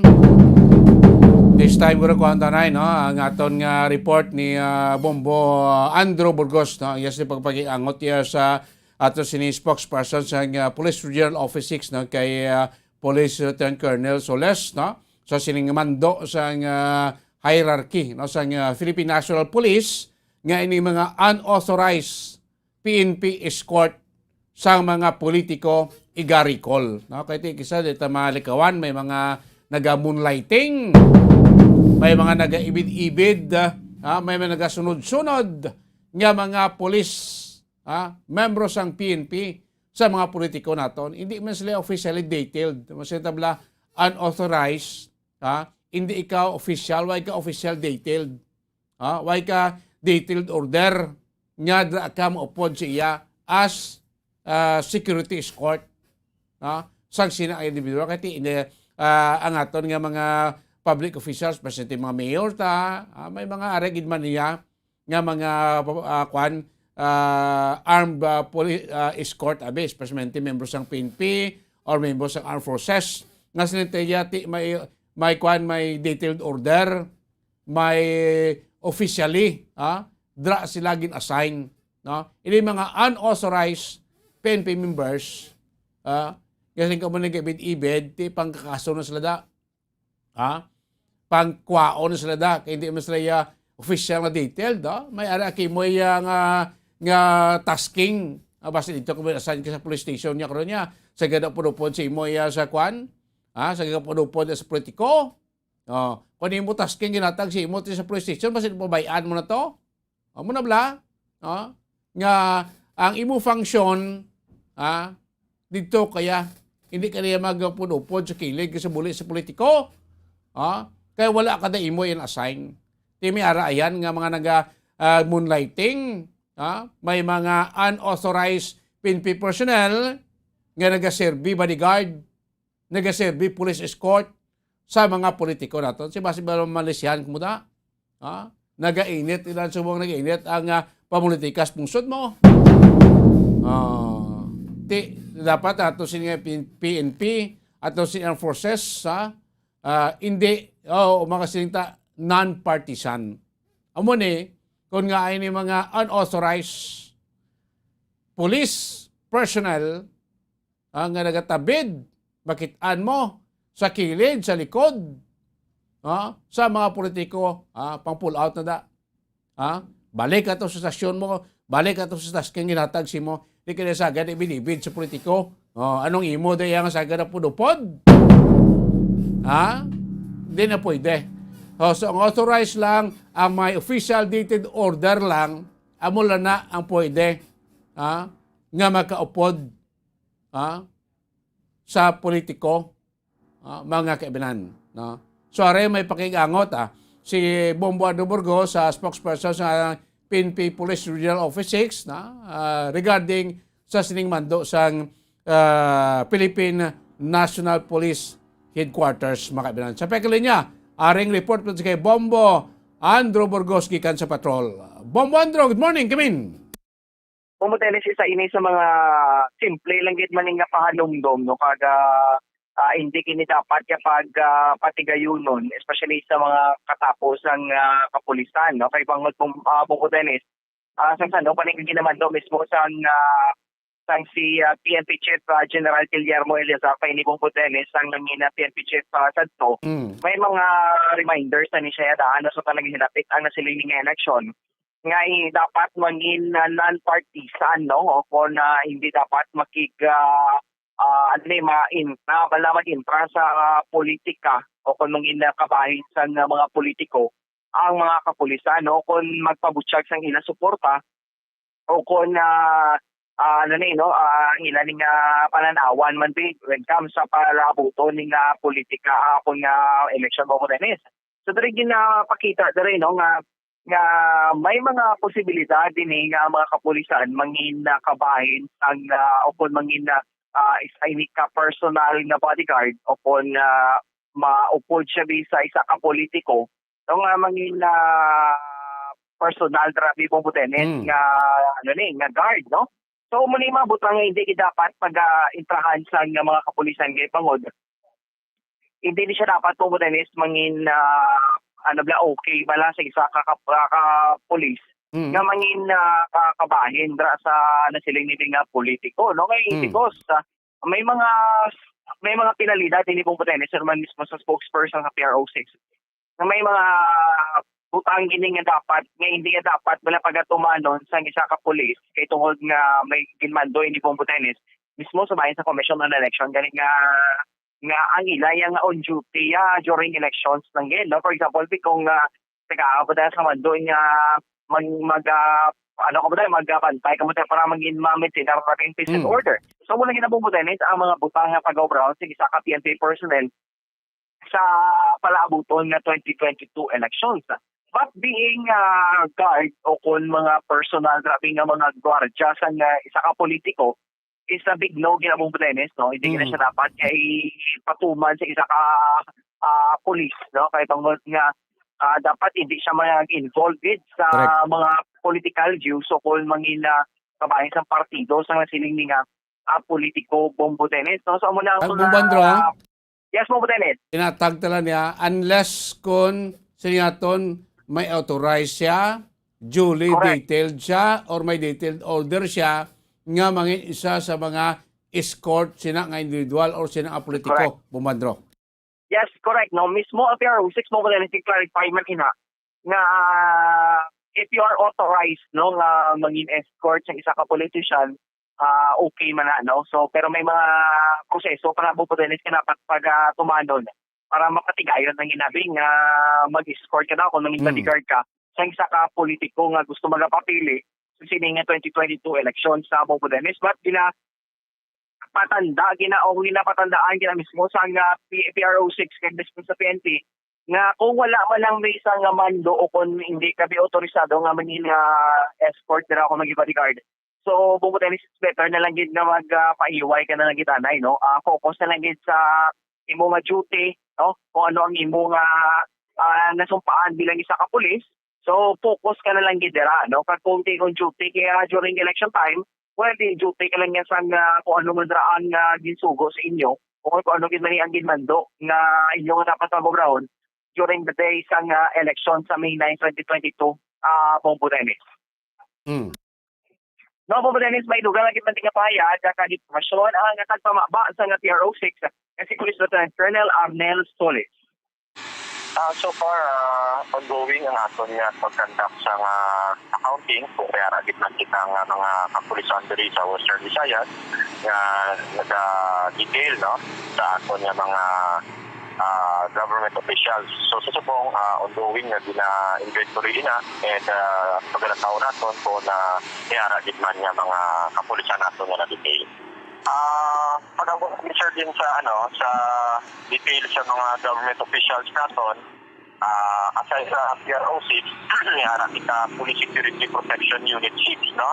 Amo gini nga siya ang unit ng PNP na nag-detail sa PNP escort sa mga government official naton, pero ina siya gina-apply din na nila and ina siya may order din na. So dapat sa mga kapulisan naton, hindi sila pwede magiging security detail sa isa ka government official kung hindi duly authorized, no? Or hindi approved sa PNP. So dapat kaya sila order halin sa PNP before sila ma-assign sa mga government official naton. So far sa pag-lantaw na compliant naman ang aton mga kapulisan sa mga directives ng aton nga regional director. So far daw ay tamagi kami nakita nga any violation sa aton mga kapulisan. Pag-abot naman sa aton nga mga government official or sa padalaga no sa upcoming elections kung mag-avail sila ng security detail pagkaibalo na to na kinanglanan nila mag-apply, no?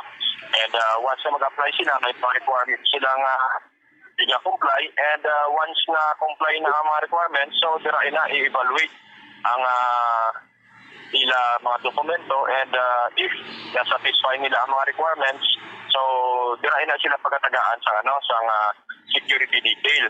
Pero comes pag-abot na sa election, hindi lang ina PNP no ang nag-issue immediately kundi ina siya isa ina siya sa committee wherein gina-compose niya siya sa COMELEC, PNP and ASP. Okay. For example, sir, kung may matukiban ka mga kapulisan nga involved or nag-amo ni be, ano ni sir mga certain na penalty sir nga pwede nyo maihatag sa ila? So, kung may policeman kita, no, nga ma-discover nga nag-security detail din siya ka BIP, pagkalataon natin kung ang ina nga detail niya, may harap pa na order, no, cover sa order. So, depende na sa circumstances, no, nga nag-cover sa iyang pag-detail. So, karon kung wala man lang sang security detail, no, so nataon natin kung ano ang mga ebidensya nga pwede natin makita nga kontra sa iya and nataon natin kung ano mga possibilities nga pwede i-apply sa sila nga 20 personnel. Matag na ang Abong Bandor no ang explikasyon sa aton sa ni spokesperson nga kung why kaya detailed buti unofficially kaya nga wala ma-assign dira yan di ka dapat mag-upod-upod kasi di ka Bandor may basi may iban kaya nga tasking wala nga hinatag simong na pabayaan mo to sa gadaya tabid-tabid sa mga politiko o sa public officials sa Bumbuandro? Yes. Amo ginabo ba Dennis, no, paawal kung isipon natin, tutanawin kita natin sa pagsulundan kita na. Pero kung autorisado ko man lang yung mangin escort ako ng bodyguard, I think go get ya po ba Dennis, pwede kita na, no? Pero as of now, pasalamat man dire kay because nga ang samahin sa PRO6 diri sa Western Visayas, regarding sa ilang monitoring mo Dennis, so far wala pa man sila may na-leak ng mga data so kanil information na may mga kapulisan no nga may connection no mangin personal escort o kung bodyguards lang na sila yung politiko. Pero kung may mga posibilidad yan po Dennis, no? Kung mangin tampat sila nga serbisyo o kanilang trabaho, magpili yung ganyan nila po Dennis ang trabaho no, na makaserve sa publiko. And because ang adlaw sa eleksyon, isa ini po Dennis makonsiderar na kung nga mainit nga adlaw, no? O kung mainit nga events para sa nga tuig, Because kabalo kita basta kung politika ang pag-istorya mo Dennis, mainit kinay ang tinaga ka politika. Sabi sa din man nga bahin sa nga pusod, no? Kada ang mga kapulisan naton dapat aragid sila mismo ang mga alerto kag mangin tampat man sila ang serbisyo sa palabuton nga election mo Dennis, not only ang PNP but also ang EFP sa gitna, no? Kaya sila ni mo Dennis nga mga mga law enforcement agencies, no, na tagaan gid mismo sa nga authority mo Dennis nga magbantay kag magatagman sa nga ako mag-provide sa peace and order sa pila ka mga local government units, no, sa di mga bahin sa nga pungsod mo Dennis. So dapat kita mismo may nga mga kubuluyo kag mga residente man mo Dennis nung mangin kita no tampad man kita sa ato ni nga pagpili sa mga bulos o kung mga pungpok nga leader sa sini nga palabuton nga election mo Dennis. Ang kagamiara kami sa buwan do ti makitaan ta gyud tinamanigan no sa mga pila naton ka mga public officials no may mga ara gid mas nga police escort no nga mga membro sang PNP no pero hindi sila authorized ni sila sa lingkuya.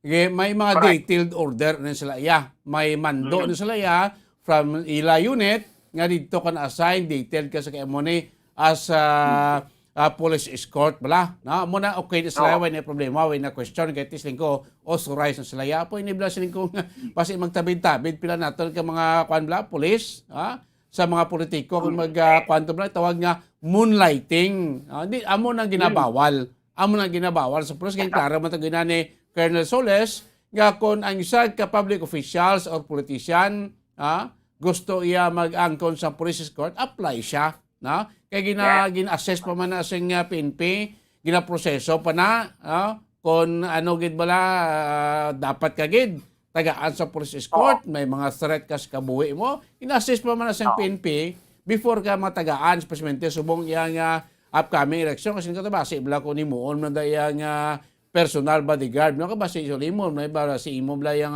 tawag nga private army mo bla o pa guns mo or armed group mo da mo na ginakawan sang PNP kag sang aton siniya nga armed forces nga ti basi gamiton no pang intimidar sa supporter or sa kontra mo bla bumbandro. Yes, amo gina po Dennis may amo na tayo mga istorya alin pa na sa una no kabalogi kita nga arangin ni permi ang tatlo gina ajibo po Dennis. Especially sa mga sila nato nga mo kasi mga polisan ng mga politiko no ang being fair cut mangin ano ka lang bala no o kung patas naman di sa kapwa ko dating politiko man so kung gusto mo kita mangin matawhay kag mangin masulhay ang isa ni ka election o nang adlaw sang pagbinutuhay na Bobotelis. No, kay siyempre kita ng mga pumuluyo, kita man mismo ni ang mag-aatag o kung mag-aatag sang kita ara sa tunong poder nga magapili o magapapungko sa maayo kung makarong nga politiko no sa aton nga lugar Bobotelis. So dapat bilang isa ka politiko man no so dapat mangin ano kita no mangin papas mangita sa isig ka pareho man aton nga mga gusto man magapapili. Di ka balo kita Bobotelis basta politika di masiling nato niya tamo kini mga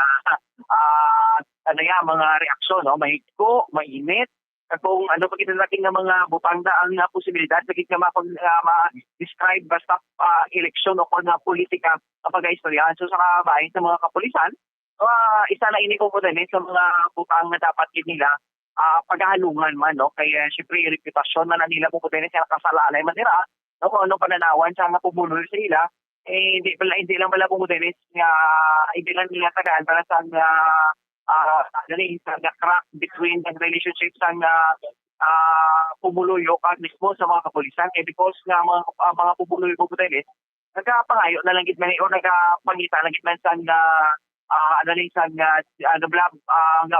sila maprotektahan man sila no sa sining mga pagpangangkat man sa nasiling nga mga tulisan mga politiko no diri sa aton sa probinsya no sa Negros Occidental. Well, po Dennis, nakili so far do wala makita diri may na baton dito mga information nga mo na nga mas pilyon kasi isa ka uniform personnel nga maging personal escort nga kahit sa mention mo na mag-moonlighting bala no po Dennis so it's big no gina no pagidikit na siya dapat itatuman malak ko na pag-obrahon sa isa ka unit proportional kangay sa PNP o kung mga kapulisan Bong Dennis. Sige. Yes, Bong Dennis, para pagpapalaman mo one week time, mismo mo Francis de Borgosa, para sa Bansa Radyo ng Pilipinas, consistent for all over one sa Bacolod, Basta Radyo. Bombo! Damo salamat Bombo Andrew Burgos sa motong pagpandam kag reminder sa ato sila nga spokesperson sa Pilipinas Police sa Western Visayas Region 6 na sa mga membro natin sa police na hindi ta magupod-upod kay ti non-partisan niya ato sa PNP kung duly authorized ka or duly detailed ka niya sa sinang public officials or politician why niya question kay ti may order niya pero kung wala kay mo diyan na assign hindi kita mag-ibid-ibid, hindi kita magtabid-tabid, hindi kita magbarakang iya. Kaya ganyan mapicturan ka da, base kung nimuron ka to sa imo siling estasyon or base makasuhan ka pa, na administratibo. Nakisama na ginilakawan, hindi tabla magamit, no? Hindi iya magamit. Sang pila, inatang naton, sang pila ka mga politiko, ang atong sini PNP, ang atong sini Armed Forces, sa ila personal iyang interest. Okay lo na. Kung may mga threat, kung kailangan mo sa security escort, wala may question, ito gina-assess mo na sa PNP, kung wala man tagaan kagidya sa police escort, security escort, or imo siling bodyguard abi to protect man si imo dira as isang public officials, Pero this during election, amo nang likawan karo sa aton PNP, basi gamiton kada iyang guns, basi gamiton kada karo nga private armies, kamo, to intimidate, sang kontra sang politiko or public officials ngayon nyo bantayan mo nang ginalikawan dra nga dapat subong yang political season dapat duly authorized ang mga membro sang PNP or armed forces nga magaserbe bilang security escort. May mga ruling na ginapagawa ang COMELEC daw duwa lang na personal sa PNP ang allowed, depende sa assessment. Pero pinagdamos daw duwa sa isang public officials, isang kandidato abi. Na siya rin public official, iban may mga baguhanon man niya nga mga kandidato. Kung may mga threat man sila pakabuhi at siyempre obligasyon na sa aton PNP sa Armed Forces nga protektahan sila, gaan sila police escort. Potising ko, before sila iya nga mag-angkon sa security escort from the PNP or the Armed Forces, ma-apply sila na dito sa PNP o sa AFP, i-assess sila kung bala rationable nga gaan siya sa police or AFP member escort mga kaibanan. Kikabudlay ka, tising ko, as a PNP member, as a AFP member, may mga tasking man kamuya nga ginahatag sa inyo.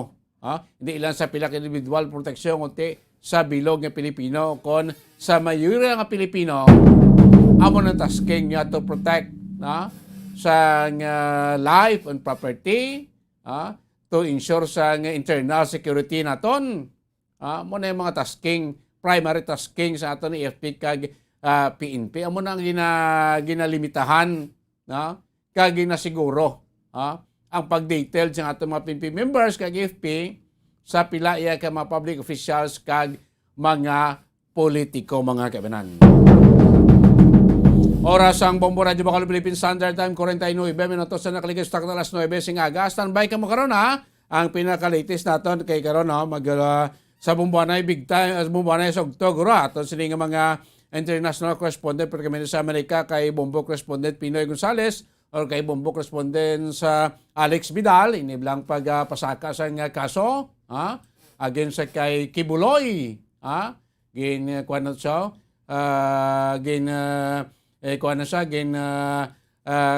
pasakaan na to sang sex trafficking charges sa US prosecutors particularmente sa federal prosecutor sa Los Angeles si Kibuloy mga kaibinan kung tutod nga alam si Apollo Carion Kibuloy nga mo siyang kilalaman na sa dia founder sa Kingdom of Jesus Christ, the name above every name sa 74 pages na indictment charges, na malakip sa kay Kibuloy, may duwa pagid, na kaya mga church official na base sa Amerika ang kalakip sa sining kaso mga kabinan. Iba lang naman si Kibuloy, isa sa malapit, suod nga biyan, kagti ginatudlo man nga spiritual advisor ni Presidente Rodrigo Duterte. No? Ti pilaman ka mga kontrobersiyang mga statement ang na sudlan ni Kibuloy des Pilipinas. No? Ni mga self-proclaimed siya nga tag-iya sa sang universe mga kabinan. Tari na may kaso na siya. Sabto nga to sa Federal Court. No? Dito iya sa Estados Unidos. So dugangan tayo kabantayan nyo ko na sa mga reports sa ato siling mga buong correspondent dito iya sa Estados Unidos. Lata panahon, diris pagpanglagad siya pratutunan, buong buwan ay big time, temporary nilagad siningin adlaw sa Biyernes, Bombo Dennis Rubica, pras pamansang radyo ng Pilipinas, consistent overall, number 1 sa Bacolod. Basta Radio, Bumbo! Bacolod. Number 1! Basta Radio, Bumbo!